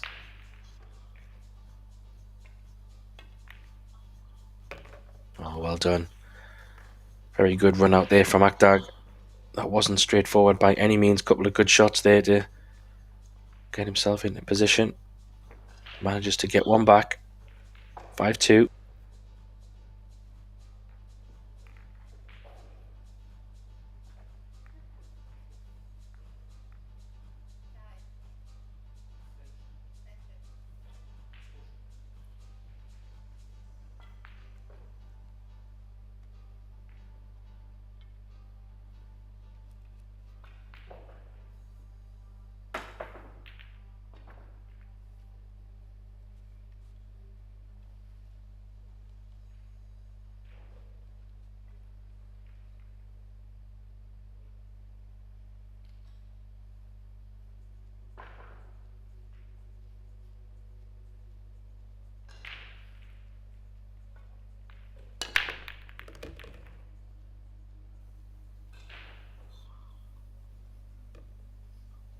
Yeah, that's okay.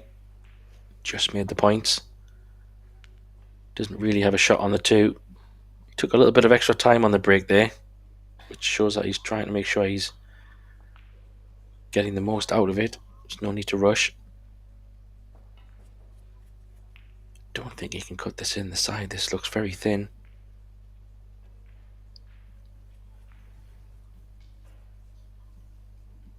Yeah, maybe he can. If he does cut it in, it looks like he's tracking to make contact with the 9, potentially. Maybe not. From that angle, it doesn't look like it's potable. Let's see what he does. I went for the 9. Surprising. Maybe he felt it was worth the risk. Didn't really have a shot on the 2, and sometimes if you don't like the safety, it's sometimes worth going for it. But the 2 doesn't go. There might be a bank on if he wants to play aggressive. It definitely doesn't go in the bottom corner. Could be worth the risk. Yeah, he did go for it. Bit of a misjudgment, really. Maybe not a bad outcome. Might be a better option for Akdag here to get some safety.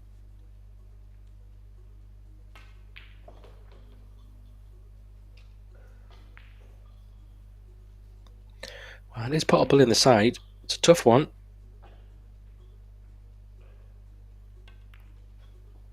Chose to go for it. How's the luck? Oh, he's judged it well. Thread the needle there around the balls. Distance is okay. 3 balls pretty close to the pocket, so this is a good chance now.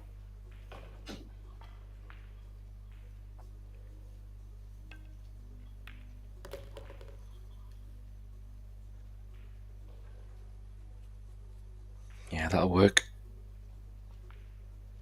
Don't see any issues really here. Just get a nice angle on this 5 to go up for the 6.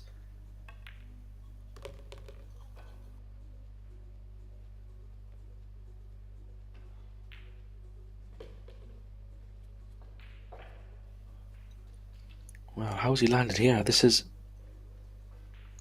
Can he squeeze the pocket a little bit just to come on the side of the 7? Yeah, he could. I thought for a minute that he was coming straight back towards the 7, but all is good. 8 to 9 is probably going to be the key shot. but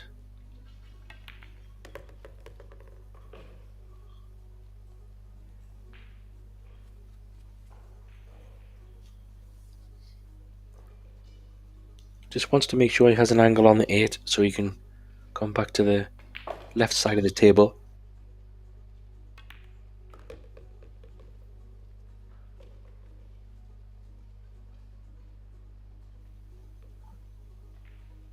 Yeah, that's okay.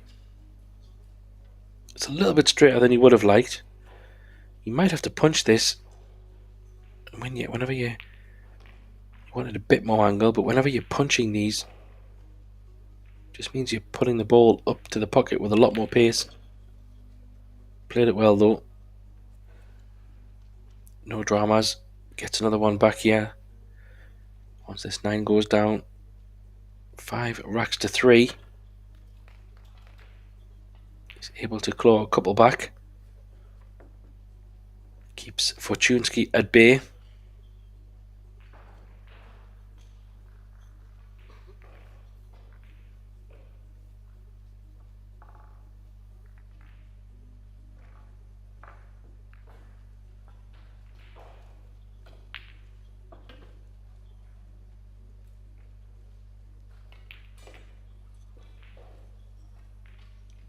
So we have a couple of breaks now for Fortunski.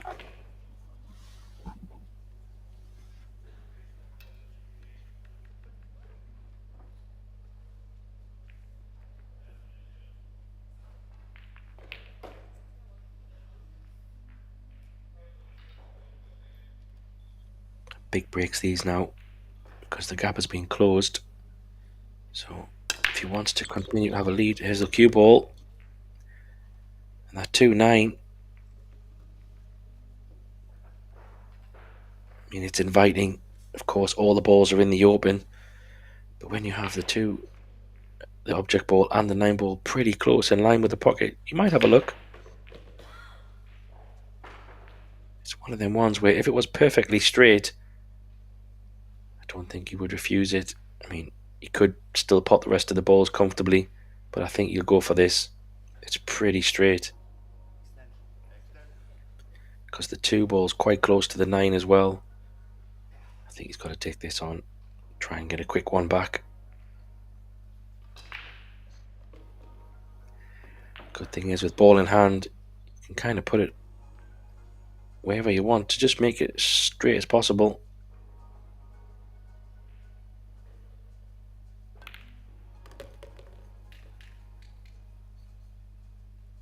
There you go. Very quick one back, and this match is all of a sudden turning into a bit more of a battle. It looked like Fortunski was just starting to edge a gap and run away, but Aktag has picked up some pieces, and then the pool guards there have decided they want to watch a bit more pool today.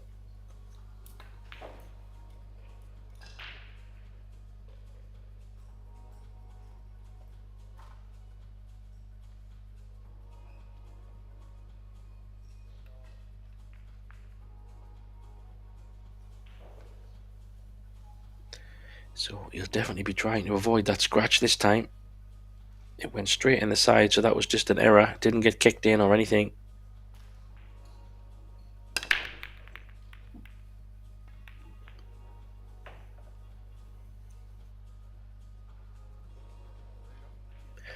Yeah, I wonder if that scratch was partly... You could see the cue ball went much lower down the table, so he kind of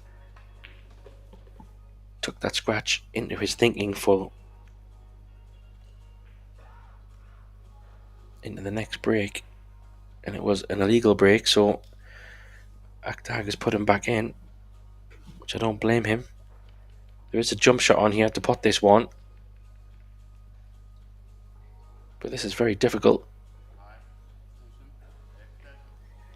And maybe all of a sudden, depending how this outcome of this shot is, Aktag could have a shot to get this match back on level terms, assuming Fortunski doesn't pot this or get it safe. How's your luck?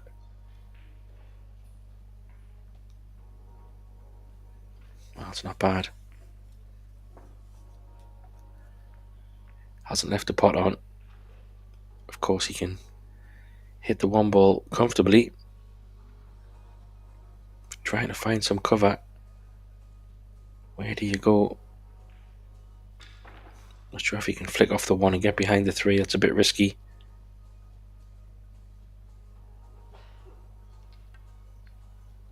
Just trying the 7. It's not bad. Maybe he might have left a very thin edge. Hard to tell from here. You definitely can't see much of the one, if anything.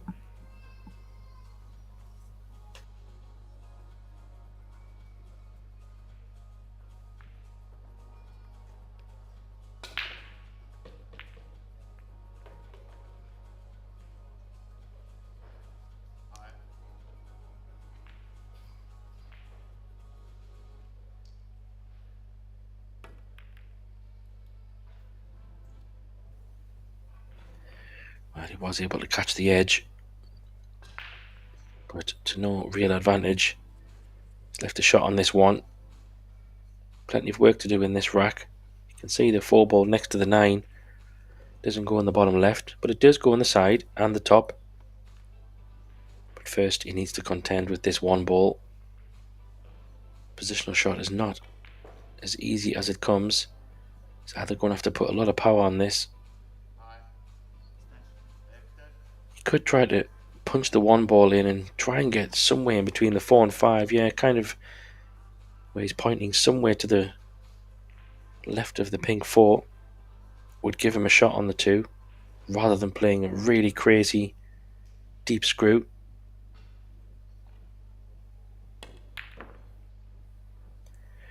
Yeah, he just got a bit too much juice on it. Where's the cue ball going? Ooh. Flirting with the side pocket. He has left a shot on this one, but how's the angle? Can he avoid the traffic down table? Is he going to run into the 7 ball? Just putting his cue might be okay. If he's got that path, he might even be able to play this with a lot of pace. Come all the way around for the 2 ball in the right centre pocket. That might be a safe option. That's what he's trying. Oh, that nudge might not help him. Oh, it might. Nope. He did try that. Thought that 7 ball might come into play.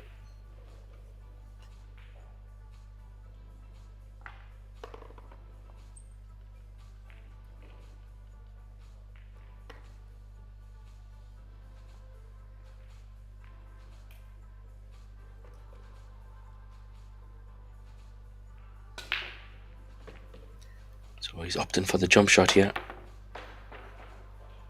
Pretty good hit. Where's it going to end up? It's going to end up nowhere. He has left a cross bank. There is an aggressive option here.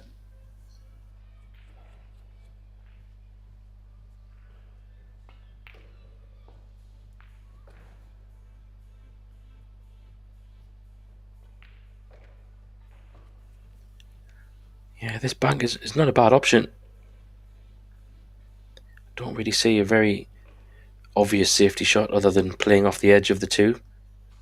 He could, because the 3's over the corner. It could be worth the risk. He's missed the... Well, that's worked out a treat. He did go for that. Don't think he's left this 2. Or has he?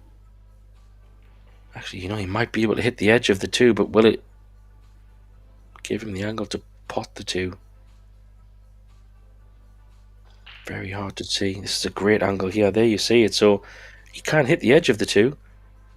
Question is it too thin? No, he could. Oh, anything but the right side of the 8. That's incredible.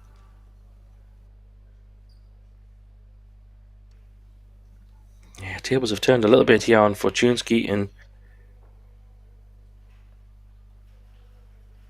it doesn't seem to be going his way at the moment. Don't think he can hit this 3 at all. So he's going to play a kick shot here.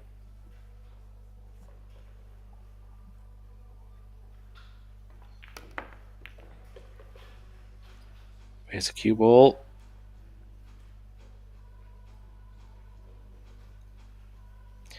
Well, it's not too bad. It doesn't go on the side, but it does go in the corner. Position on the 4. As you know, it doesn't go on the bottom left, so he can't go around the world. I think maybe he's going to lock him up behind 6 ball here. Yeah, and he's razor tight on that. That's pretty good. The question is, can he see the right hand long rail? Tap on the table tells me maybe not. That's why he's looking up table. So much more difficult when you have to go up table. Does he have a 3 railer in between the 8 and the 4? Surely not. That's what he's looking at. Well, if he does get in between the 8 and the 4 without hitting them balls, he will definitely hit the 3. You would think. There you see he's hit the 4, so if he missed those balls, he was on track to hit the 3. So great chance here for Agdag to get it all squared, 5-5.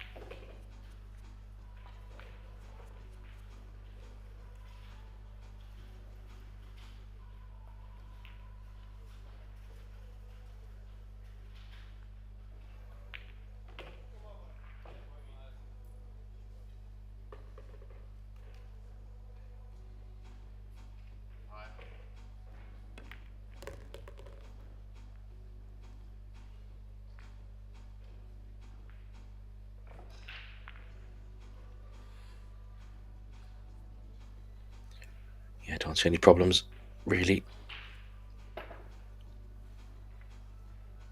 Probably just draw this back a little bit. Yeah, leave an angle to go up for the top right corner for the 6, I would think. Gives the best path to get on the 7. Just drag this in up 1 rail.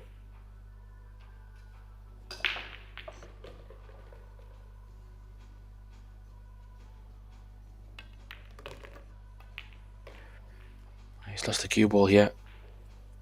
It's a bit short on pace. Just makes this a little bit less straightforward. Of course, don't expect them to not get out still, but just means it a little bit more tricky than it was before. Played it well though.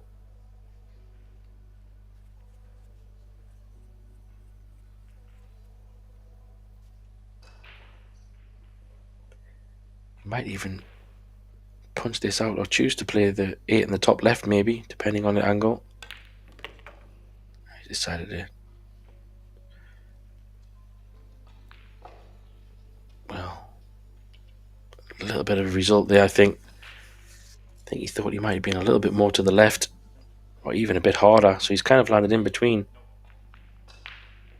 Just checking that he has an extension.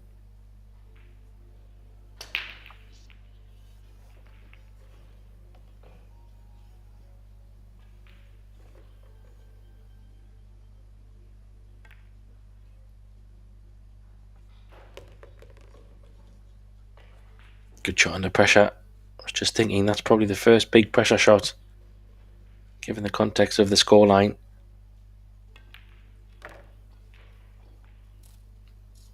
If that 8 didn't go in, could have been very different. So it looks like it's going to be a short timeout here. Don't blame the player. 5-5, coming back from 5-1, both players just stepping out of the arena for a few moments. I will do the same, and we will be back shortly to get stuck into the remaining part of this match. Don't go away, we'll be right back.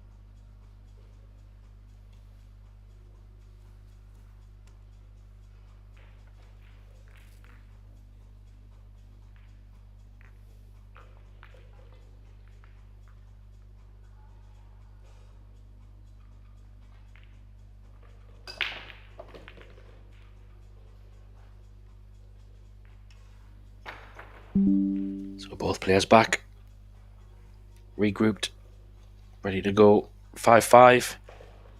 The battle's on. Fortunski was sitting nice at 5-1, but the man from Turkey said, wait a minute, I'm not going anywhere. 5-5. All to play for.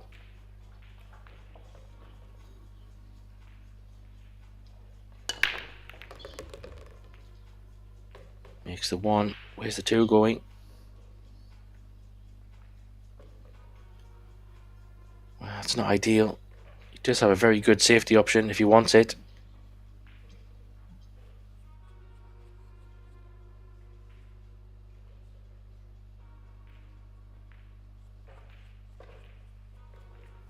He has been keeping things relatively tight as well, so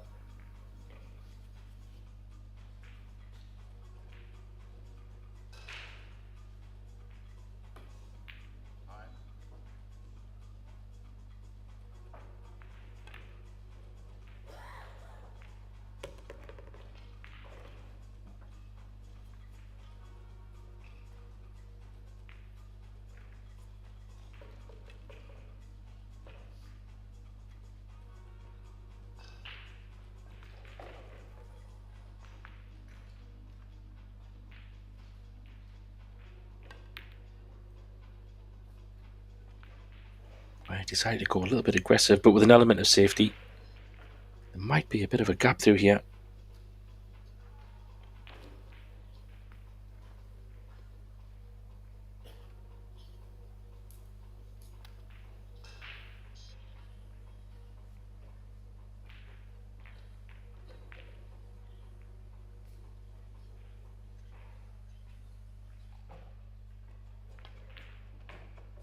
If he can hit this full ball, it'll be okay.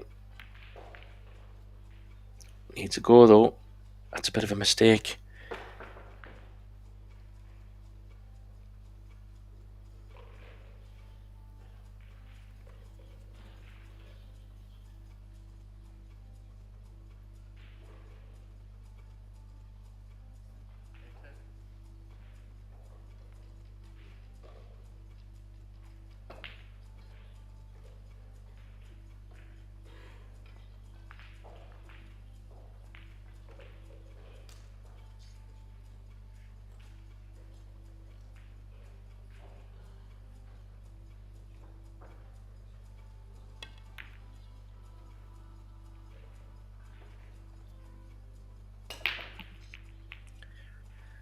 Yeah, a bit aggressive there. Wasn't a bad option. Position on the 4, but chance here for Fortunski. He's been a little bit frozen out, I think, over the last rack, so good if he can try and get a bit of table time. Stretching somewhat here. Don't know if he can reach this. Might have to use the rest.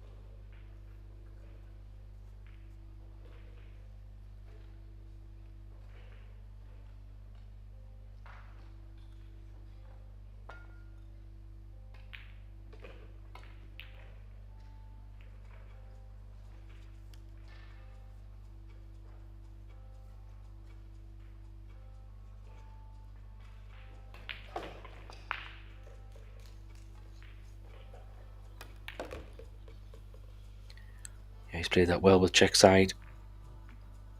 Just didn't want to go around the back.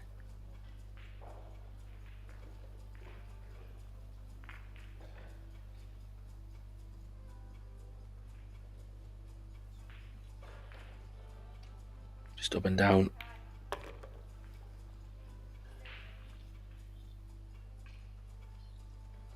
That's okay.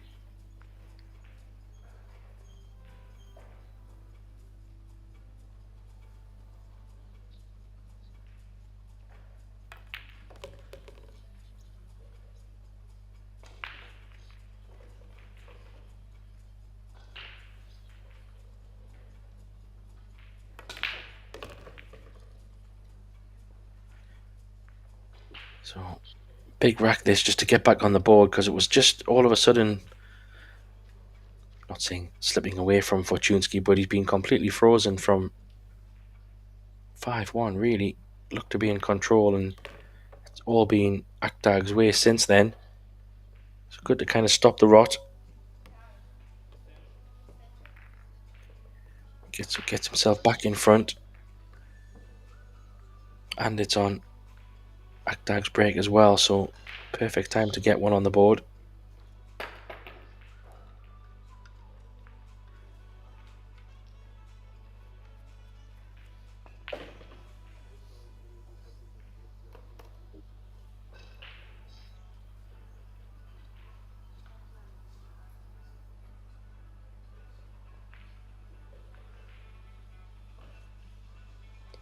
Could do with getting this one on the board as well, because Fortunski has 2 breaks to follow.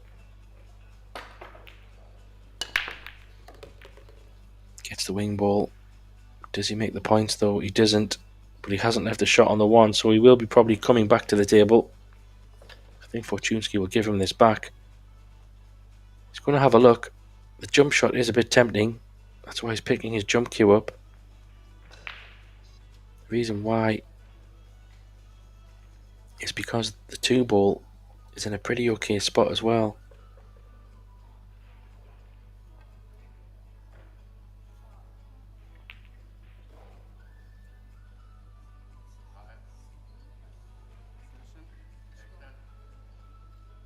Just recomposing himself. Shot clock was counting down, so we'll start again.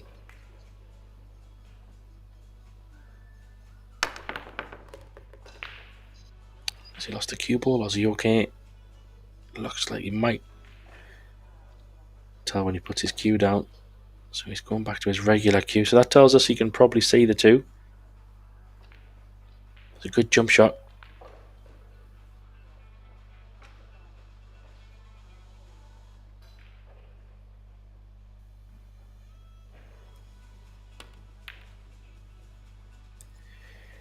Yeah, it was a bit snatchy, that one. It was a bit of a tester. He's going to have a bit of a roll though. It's quite a tough 2 ball, given the distance.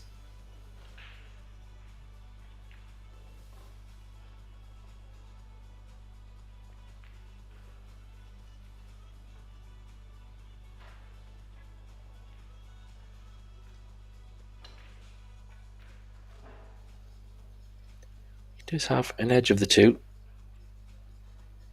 So he's going to have to try and... Oh, he's fouled. That's a careless one.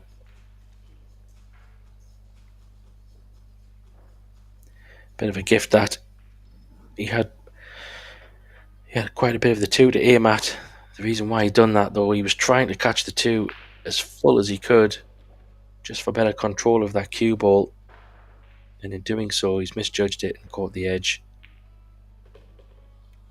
And if you look at the 2, 3, and the 4 connection, it's pretty much just connect the dot here. 2, 3, 4, 6, 7, 8, all very close proximity.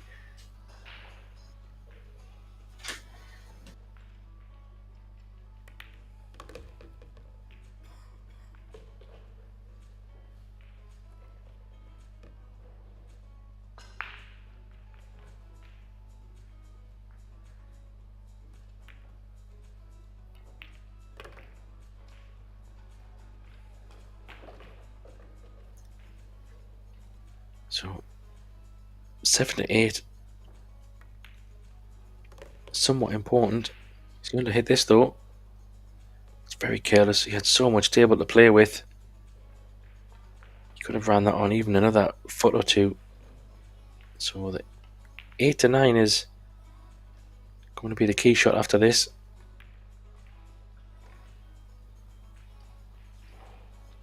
Well, that's incredible. Self-inflicted, I'm afraid, from that 6 ball. He had so much room to play with. He's had a bit of a result as well, because he has hooked Akdag.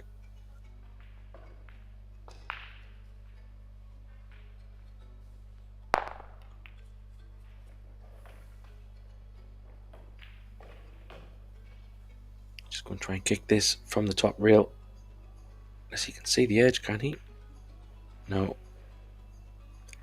It's a pretty good shot. Good distance control as well. 7 is potable, but extremely difficult.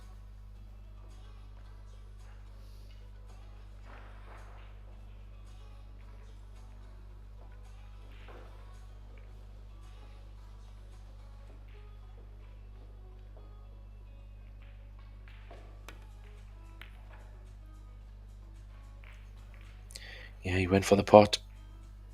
Didn't get it. Left the chance for Aktag here.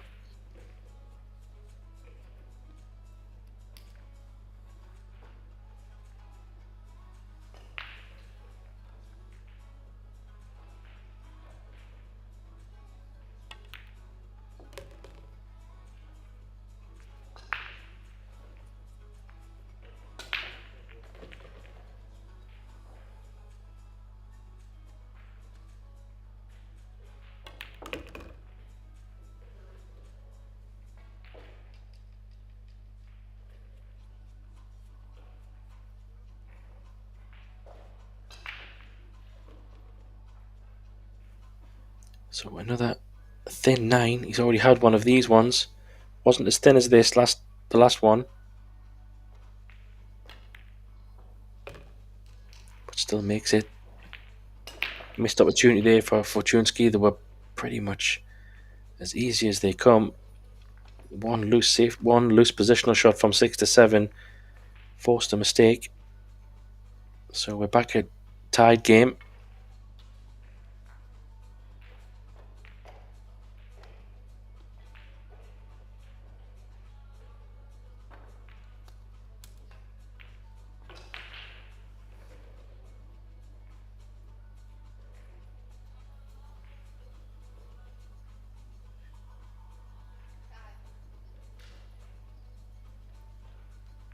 Dominic Yastazab is on the hill 10-6 in his match. And Mark Beisterbosch is also on the hill 10-7 against Dennis Laskowski from Germany. Tobias Bongas on 9. So a few people getting closer to those semi-final spots. I think that's okay. Made the points, made 2 balls. He has a shot on the 2.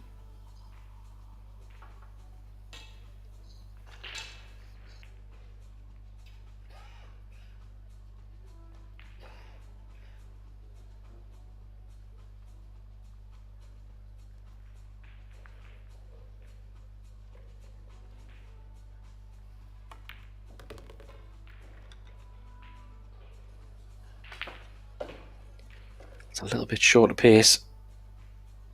Stretching there. Maybe just impacted his cueing. He's obviously okay on the 3. He can pot it, but it's not ideal position, I think, to get on the 4. Don't know if he can just flick off the 5 maybe, or can he get over for the 4? It's going above. That tells you he wasn't ideal. Played it well though. Does the 5 go in the side past the 9? Don't think so. Doesn't have the best angle to play the 5 in the corner, so he might have to play a 5-9 combo here, potentially. He's looking at the longer distance 5, which is a very difficult pot from there. Wow, this is a tester. He's missed a couple of balls, so could really do with getting this one down.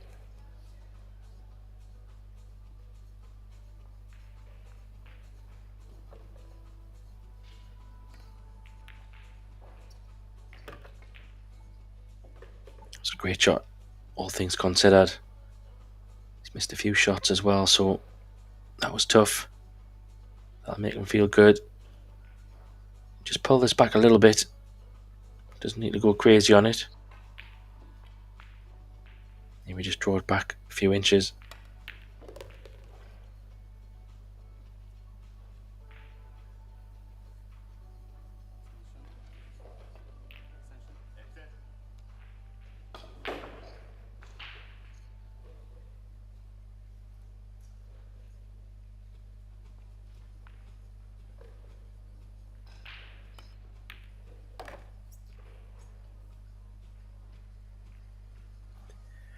That'll work. Gets his nose in front again.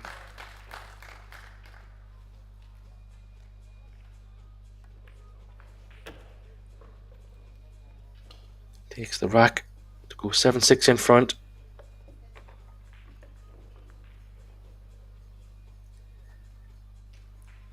Yeah, let us know your thoughts. This one's been back and forwards for some time.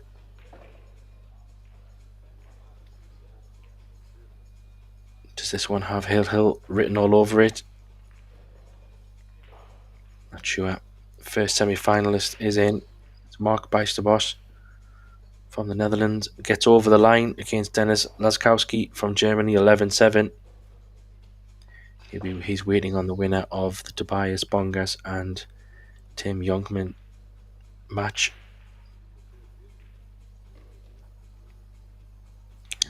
At the moment, the other Polish player, Dominik Jastazab, is on the hill still, waiting to play potentially the winner of these two, assuming he was to get over the line there. Could be an all-Polish final. It could be an interesting one, but still some pool to go. Big break here. Getting towards the big parts of this match now. This could be an illegal break, depending on that 6 ball. So as you see, it goes above the head string, the break line, so he is at the table. Don't know if he can see the edge of the two. If not, a push out will be what he's thinking of.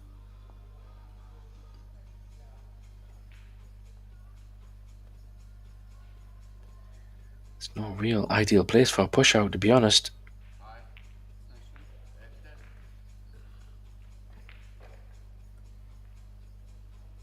Maybe might have to play a kick shot here. I mean, he could push out, yeah, towards the middle pocket on the left side of the table, but doesn't really want to push too far up table. If he pushes towards the middle, he's probably going to be in trouble as well, so he could probably try and put a ball safe. Needs to be quick, time's running out.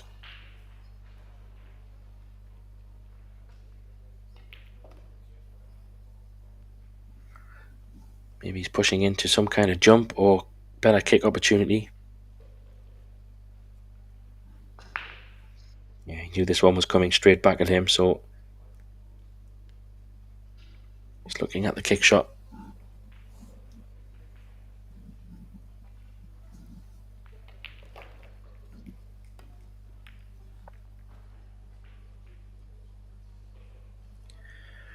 Well, he's judged that well. Tap on the table, very good.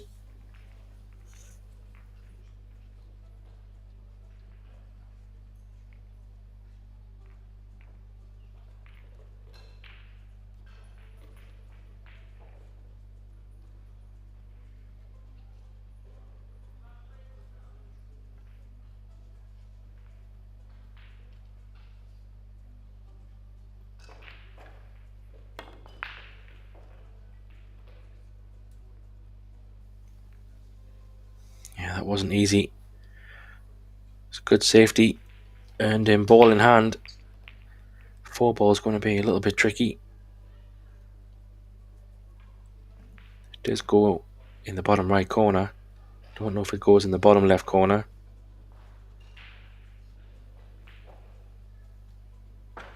He does have a pretty good angle from 2 to 3 to leave an angle to come around the 5 and above the 9 is probably what he's thinking.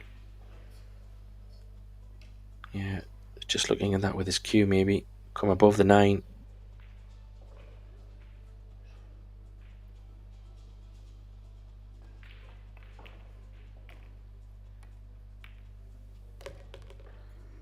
How's the pace? Very good. Nicely judged. It's just choice now. Where does he play the 5? He can play the 5 in the top left. Not sure if he can go around. Yeah, he can. He could force it round. Needs to keep running a little bit.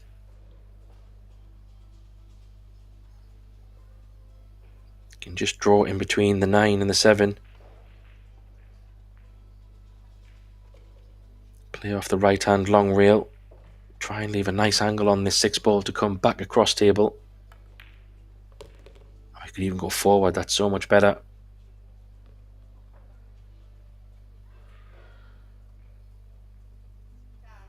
He's just off straight, so not sure if he can run this off the short rail and back down table to there, or he might have to draw this across to where he was having his cue, somewhere around the middle pocket area.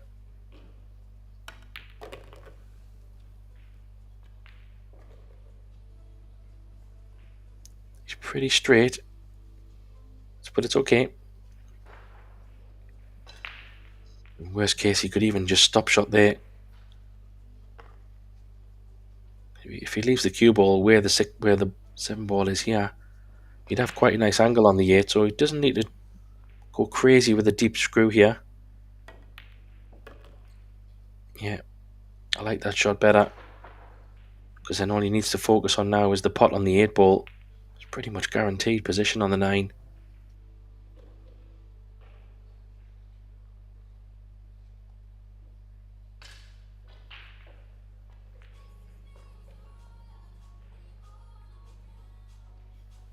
Just full focus on this 8 ball.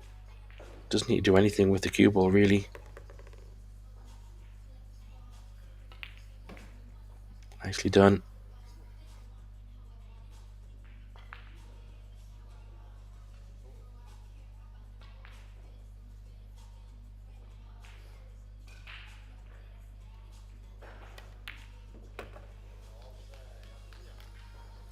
Well, a little bit of a jaw wobbler there on the 9, but the 9 disappeared. Gives him a 2 rack advantage again. Might take the pressure off him slightly and getting closer to that hill. We have another result. Dominik Jastrzab from Poland is already in the semi-finals, waiting the winner of this match. And in the other table, Tobias Bongas is now on the hill at 10 racks to 4 against Dutchman Tim Jonkman. So a big comeback needed there from the Dutchman.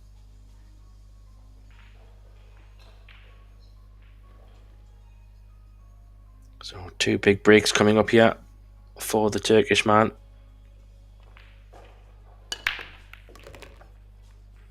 Makes a couple of balls. That 1 ball not going in doesn't help the situation. But if he has got a bit of an edge, he can play a couple of rails, try and send that cue ball up behind the 8. Have to see how much of a 1 ball he can see from the main table view.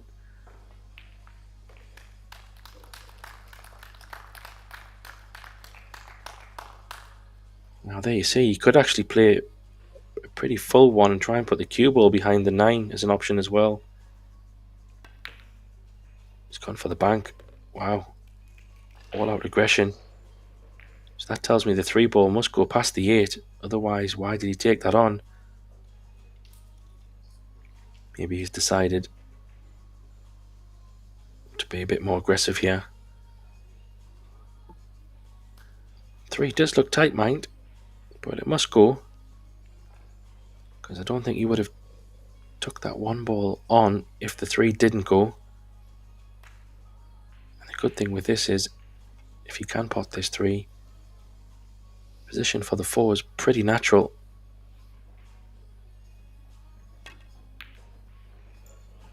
Yeah, it did look tight, mind.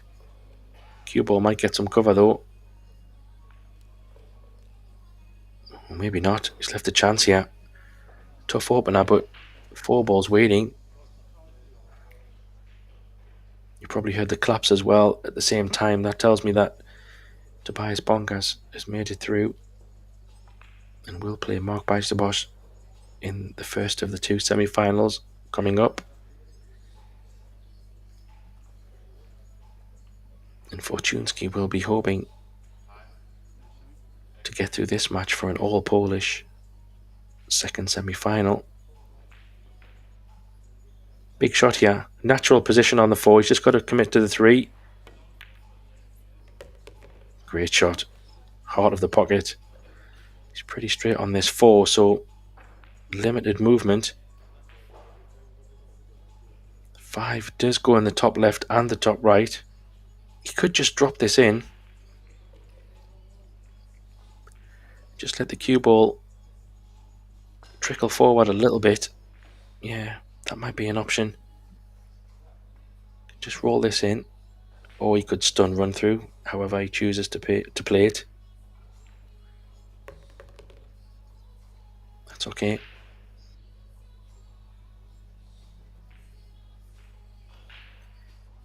You can just focus on a little bit of topspin.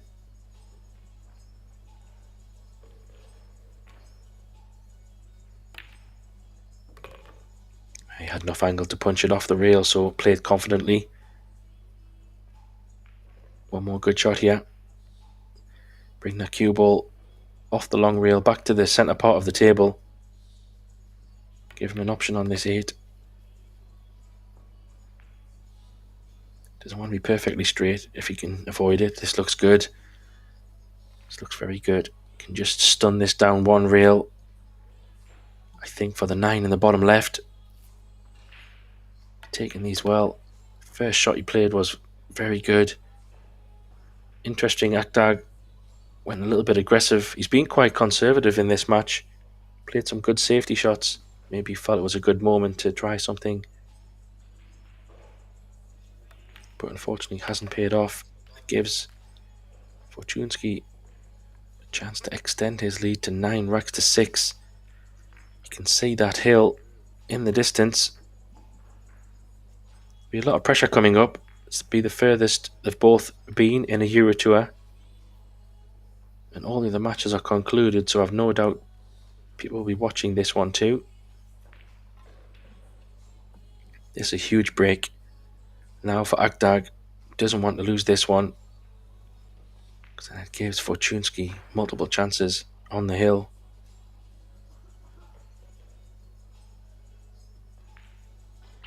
He's been making the wing ball, just hasn't been able to get that one ball in the side.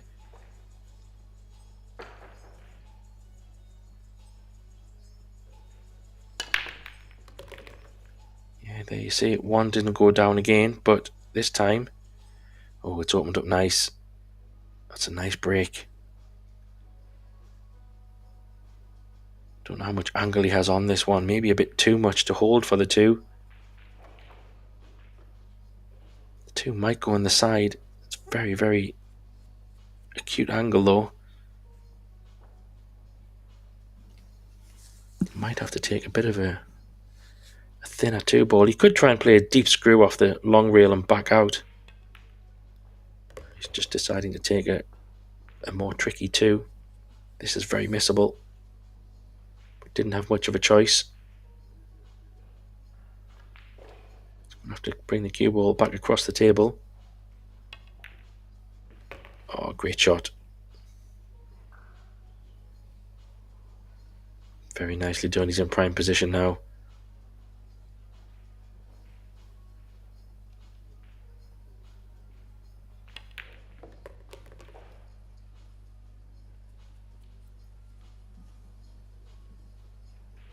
Really, it's going to be about the pace from the 8 to the 9 for me.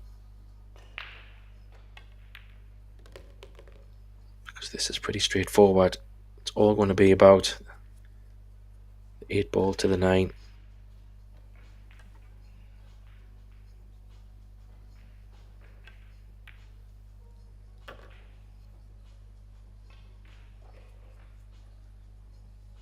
So he doesn't want to be on the rail. He's just going to run this off 2 rails, let it drift down. Yeah, no problem. He's taking these very well. It was a good break. Had a nice opener on the 1, played a good 2 ball. Just what he needed. There you go. Keeps Fortunski off the hill at least for now.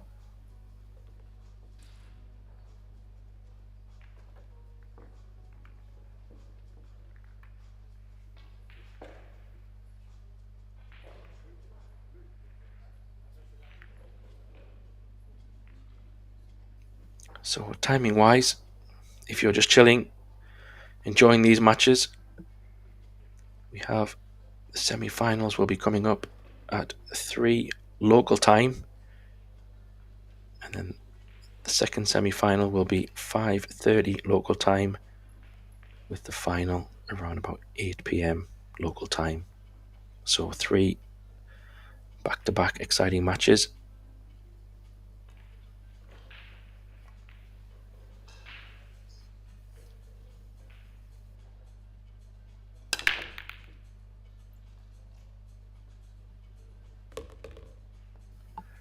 Yeah, that's going to be an illegal break. Chance for Aktag here to come back to the table. Bit of a loose break there, really. They didn't seem to open as well.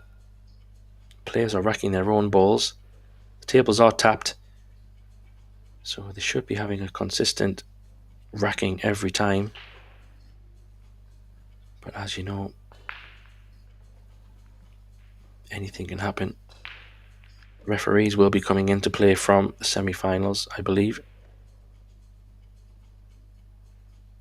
So he's probably going to play a little carom here, maybe. He might be able to still cut the one thin enough. Maybe cutting the one onto the 5 is better. Should be guaranteed position on the 1 that way. A little bit thinner than he wanted. Bit of a misjudgment, that.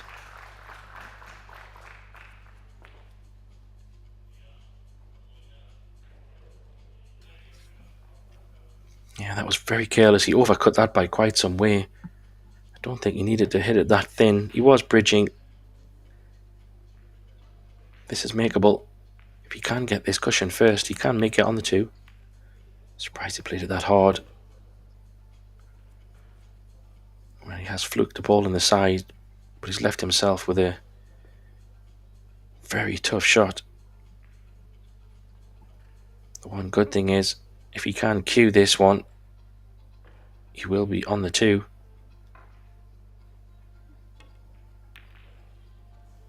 And he's pushed it. How is he going to leave it? That's the question. Does it go past the 4?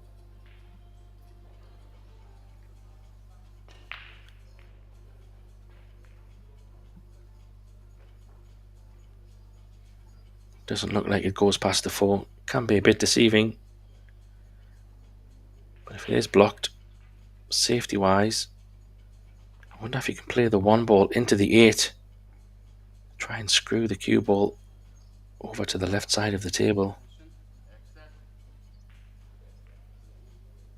He's looking at the side, maybe. It's very aggressive. I'm surprised he's taking this on. He's not going to reach. Oh, just reached. Very well executed that. I thought it wasn't going to reach for a moment. Nearly gave ball in hand, so big kick shot here.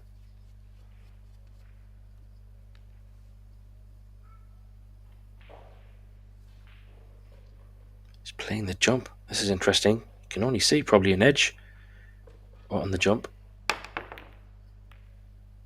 Well, it's a pretty good hit. But I don't think he's got away with it this time. He's definitely left a shot on the 1 here.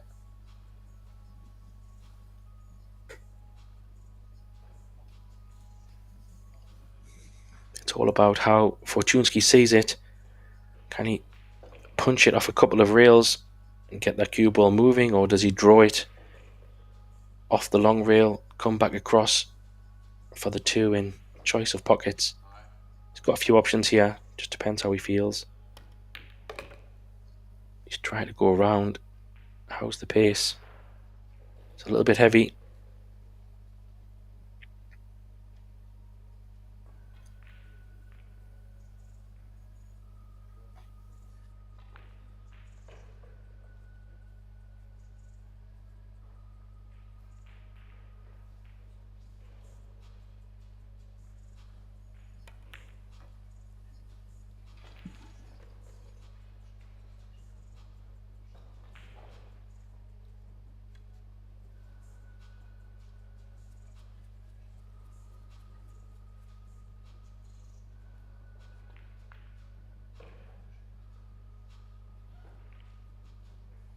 Yeah, I still fancied him to make that one, but he's gifted a chance back to Aktag here.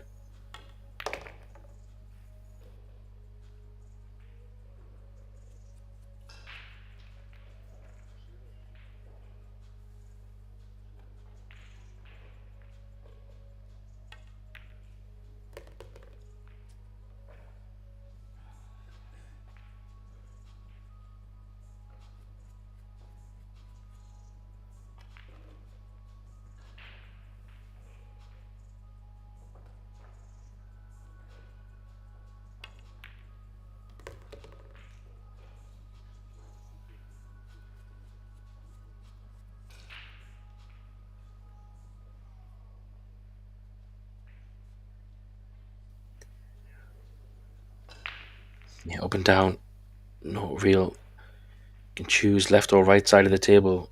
Really, it's personal preference.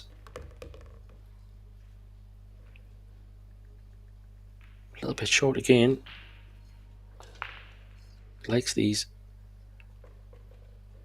thinner 9 balls. This one is even more thinner than the previous ones, but he's been making them.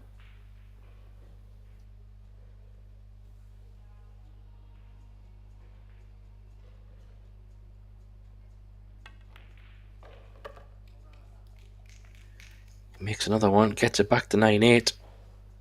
The chance has gone missing for Fortunski there.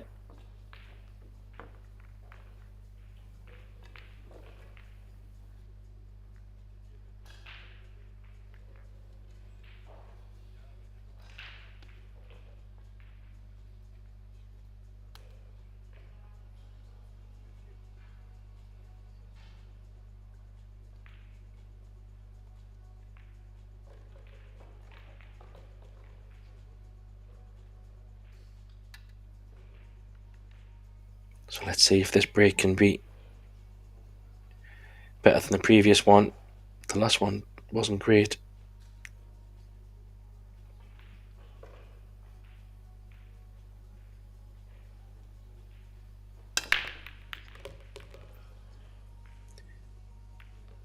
That's an illegal break. And a bit of a chance here. The 1 ball is potable. Just depends on how thin it is for the cue ball to travel down towards the 2.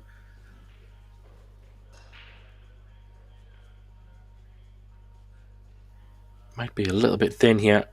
Don't think you can get on the 2.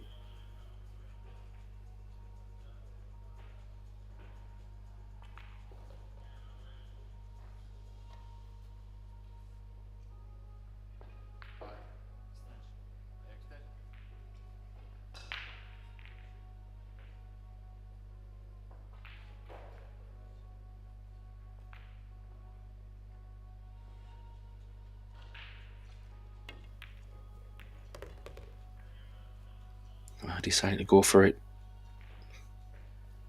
Has he got a gap? Don't know if he has. If not, the jump cue will be coming out again.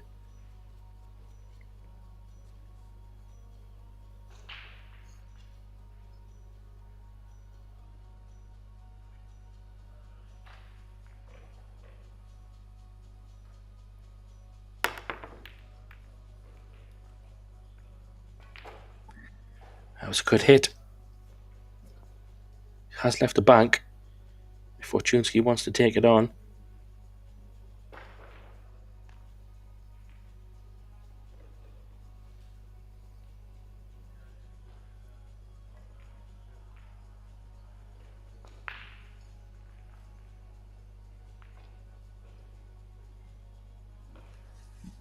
Could be worth the risk, this.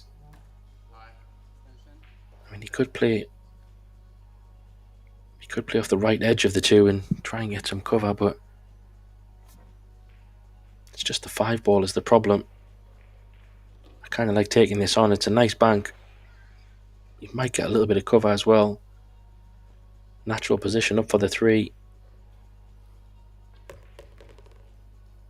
He's finished a little bit straight on this. Can he punch it around a couple of angles? 5 kind of goes in the side. He might have to play another bank here on the 5.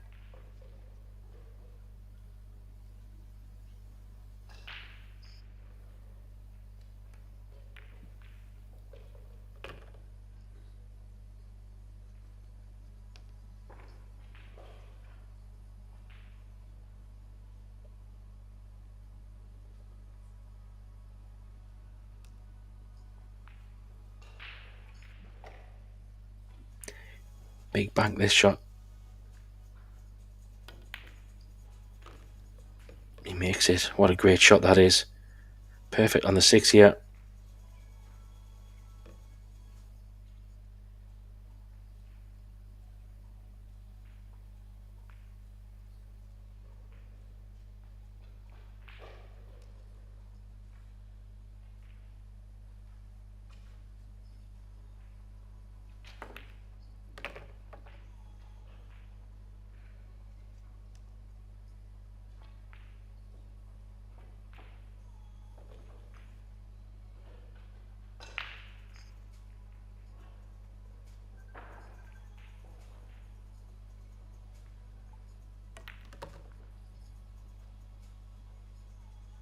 Nicely done. This is more like it from Fortunski. Just needs to compose himself here. This is a big moment here to get on the hill.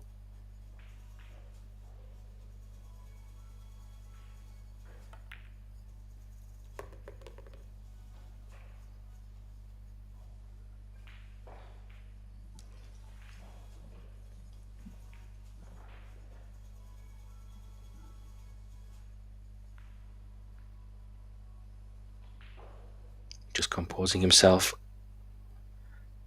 Very big rack. A couple of nice banks there, well done. Where's the cue ball going? Oof. For a moment there, I think his heart was in his mouth, but manages to get on the hill. One rack away from the final 4.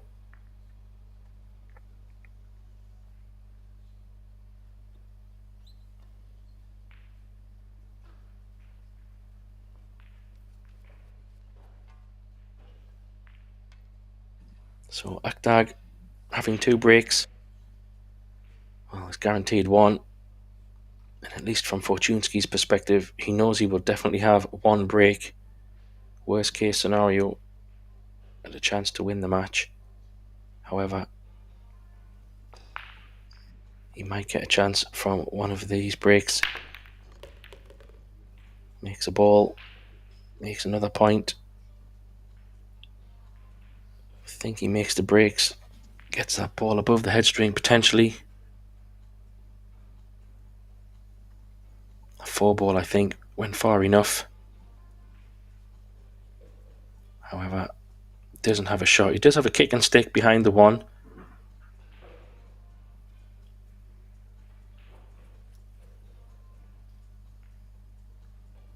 Three ball looks a little bit nasty on the point of that middle pocket. Hard to tell if it's actually potable or not. This looks good. Might just squeeze out an edge. Still okay though. It's a pretty good safety shot. Even if you can see an edge, you can't really do a lot with it. If you can see a little more than an edge, might be able to play a very slow one. Try and use the 4 ball. He's just having a look at this 3. Does that tell me that he wants to take this 1 ball on? Hard to say. Yeah, he's going to play the slow one. Try and use the 4. This for me was always going to be the tough one. But the 3 ball is going to cause a problem for both players. Even if he pots this 1 ball, if he was to get straight on the long rail, can he pot that 3 in the bottom corner? I don't know. Maybe it does go on the side.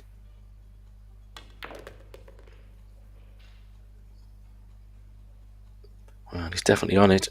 What a great shot that is. So that tells me he must go on the side.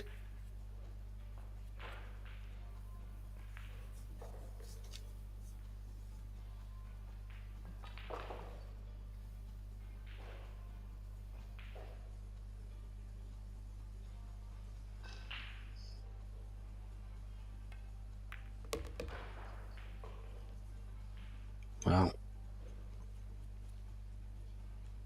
it's all about this shot now. Is he going to try and find the gap? It's a very small gap in between the 9 and the 6. That's what he was looking at.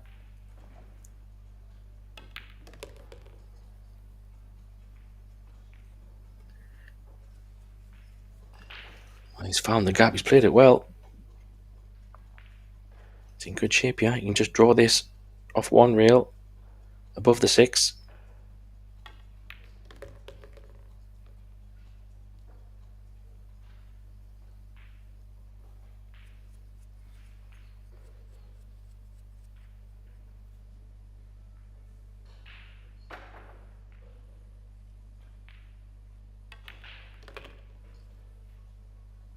So using the 9, not a bad option. Guaranteed to be on the 7. Also makes the 8 to 9 a lot easier. Taking these well.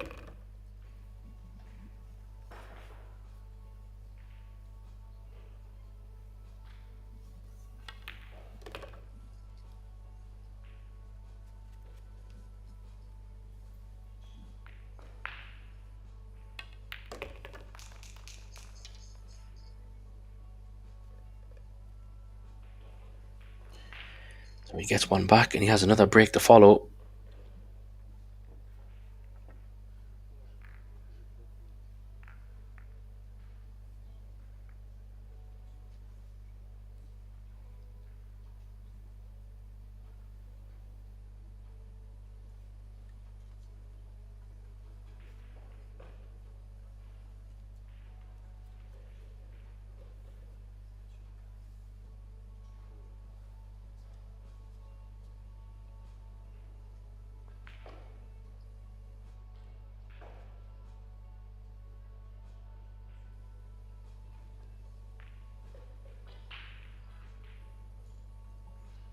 He'd love to get a break and run here. Just put all the pressure back. Is he going to make the points? He's not. But that 2 ball is covered.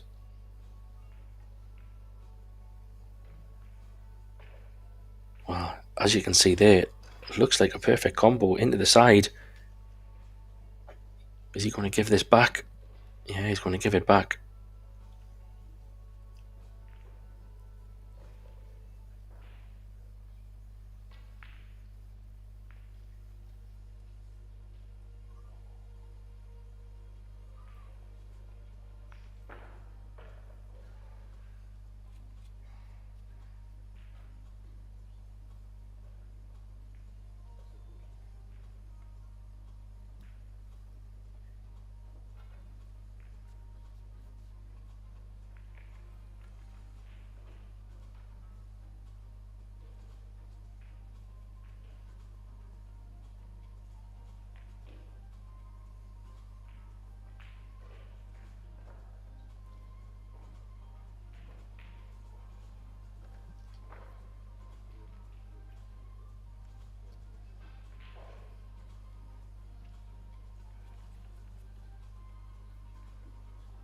Yeah, so he said, have a go yourself. Similar kind of shot as he had a few racks ago. He's going to try and catch this 2 as full as he can. Get it up, back up table. He managed to play it pretty well. Surprised that Fortunski didn't play that shot. It was a pretty, I say obvious, it looked like the only shot really. And now he's been forced into a jump shot. Potentially anyway.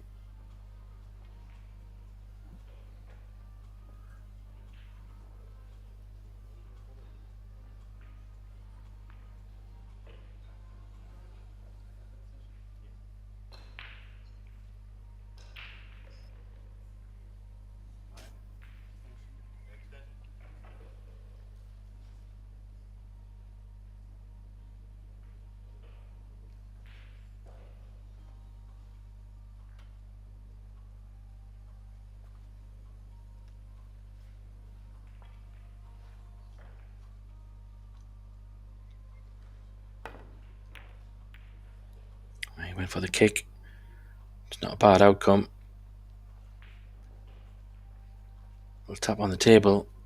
Not sure if he could be in trouble anyway. He's just looking. Sure, he's not thinking of the combo, but Maybe he's just looking. If he catches the two thin, two ball's not going to move far. And I'll let him bring the cue ball back down the table.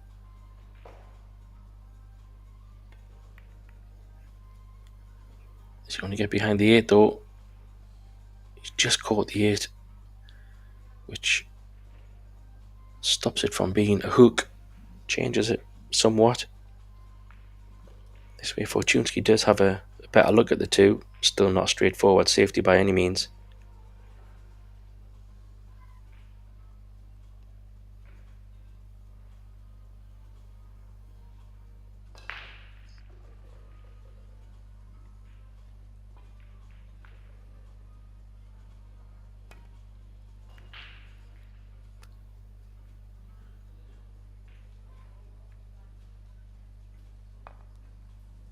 Yeah, tough one to get safe.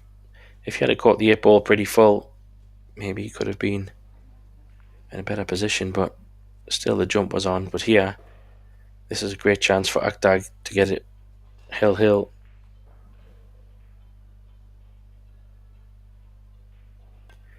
Needs to be thin here. The forward does go on the side, which I think is where he'd probably play this.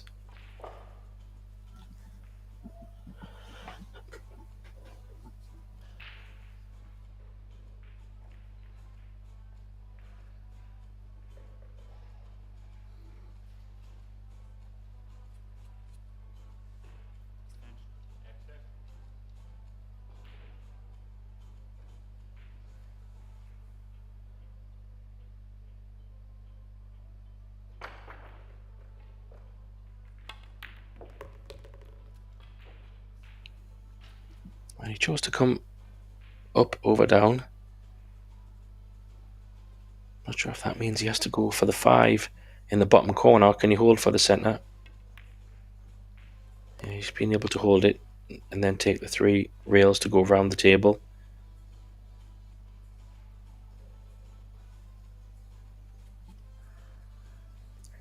Not sure if the 8 goes in the bottom left corner.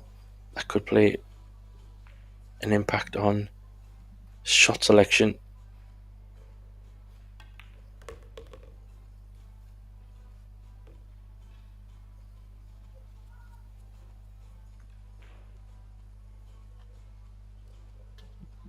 Yeah, not sure on that 8. If it doesn't go in the bottom left corner, then it's a little bit more. Just be a bit more careful on this 7 to 8.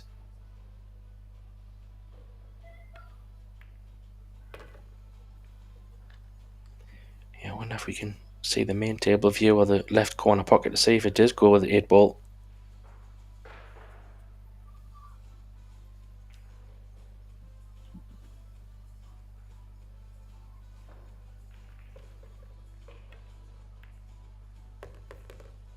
That tells me maybe it doesn't.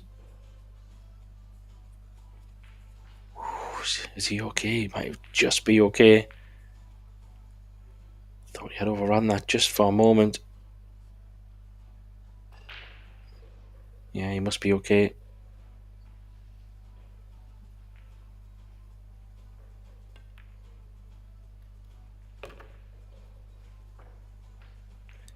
Well, this 9 to go hill.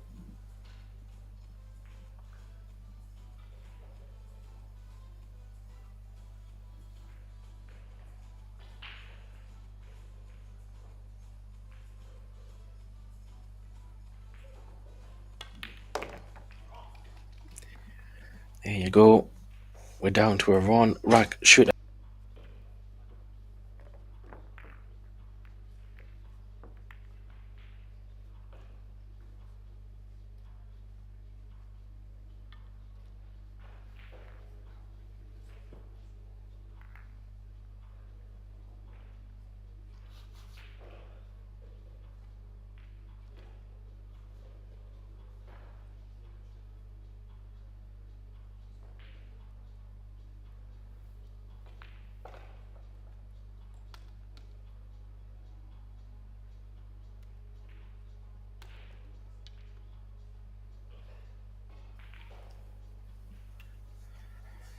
So here we go. One rack shootout. Could it be finished with a 9-ball break? Haven't seen one yet. That would be a crazy ending. But this is the final break of the match.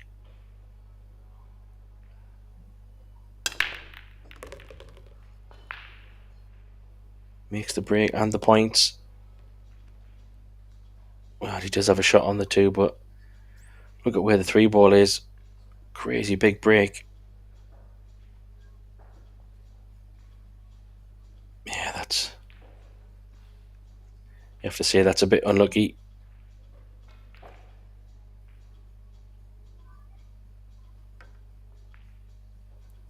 All he can do is really just pot this 2.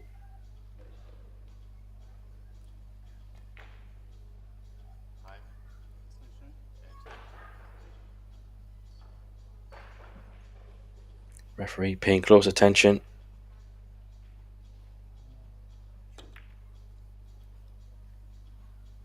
Oh, wow. So he's missed the 2, but fortunately for him, it's wobbled and gone safe. Of course, Akhtar will be over the moon to come back to the table to play what he hopes is a good safety shot. Split the balls. Put that 2-ball just on that first diamond on the left rail, and then put that cue ball over on the right side. Played it well. So from what seemed to be a very good break, has now got Fortunski in a little bit of trouble here.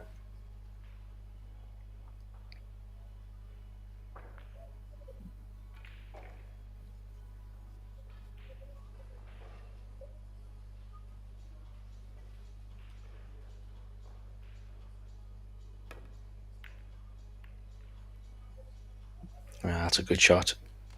Very good hit. Jump cue will be coming out here. Keep an eye on this 2-ball bank.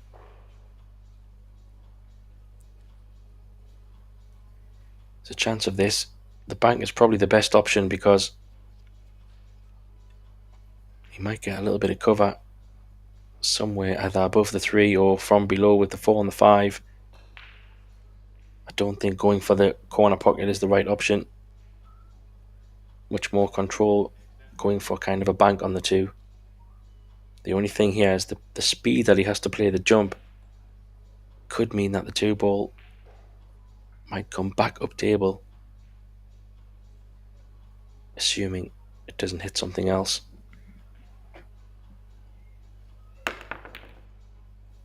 It's gone for the bank. It's caught the point.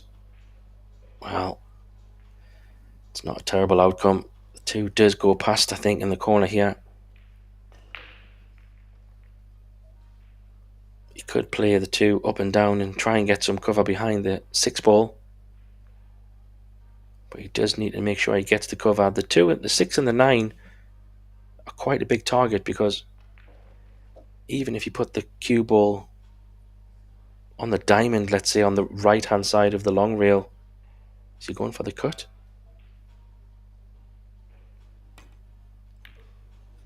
Yeah, he went for it. I'm surprised. He's had a bit of a roll. A big roll. A lot of nerves at the moment. Obviously, both players dying to get into that semi-final match. Would be the furthest they've both been.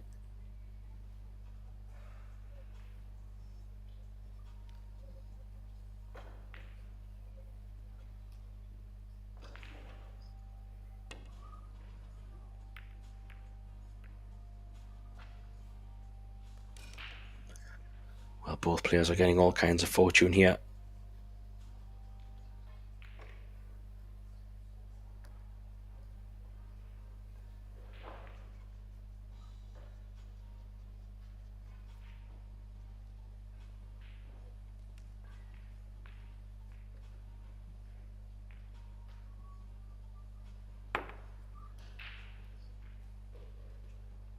Trying to get some cover.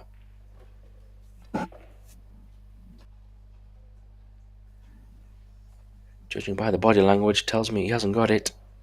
So maybe a chance here on this 2. Spots the 2. He's probably going to get a look at the 3. Big shot, this one. It's one of those angles where if the cue ball does run away, he could end up getting hooked behind the 4, but you would think needs to be slowing it up. Wow, what a chance.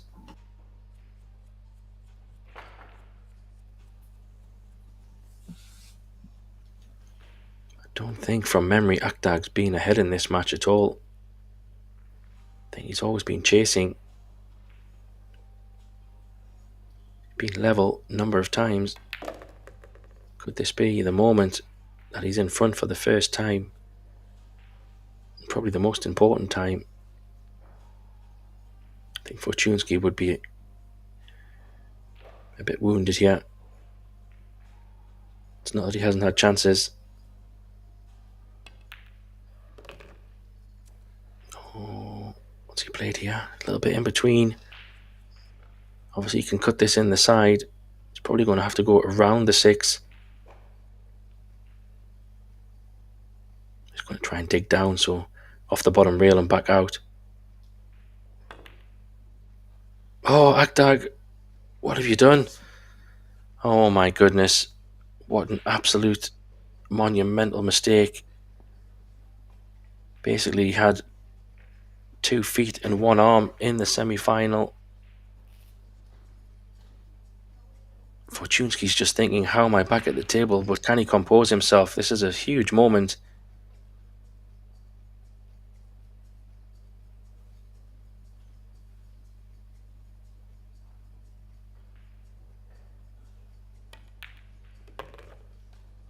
Wow. I think Akdag is, because he had to dig down on that 5 ball, he could have probably played it around the 6, but felt more comfortable doing it that way, and he did miss it by some way. He nearly doubled it.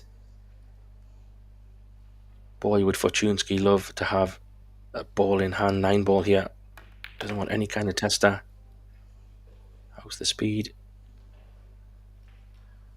Well, it's not ball in hand, I can tell you that. It's a bit of a cutback as well. There's pressure on this. I wouldn't say it's 10 out of 10. Just because of the moment.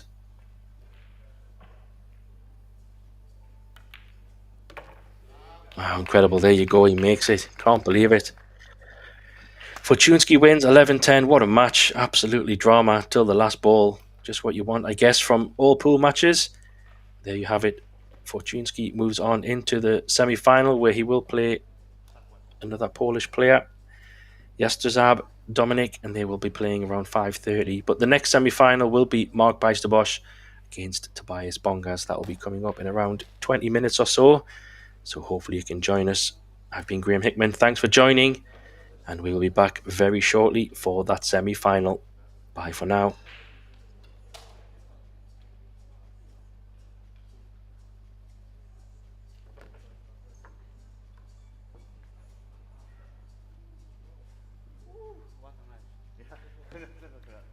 Good one. Ups and downs and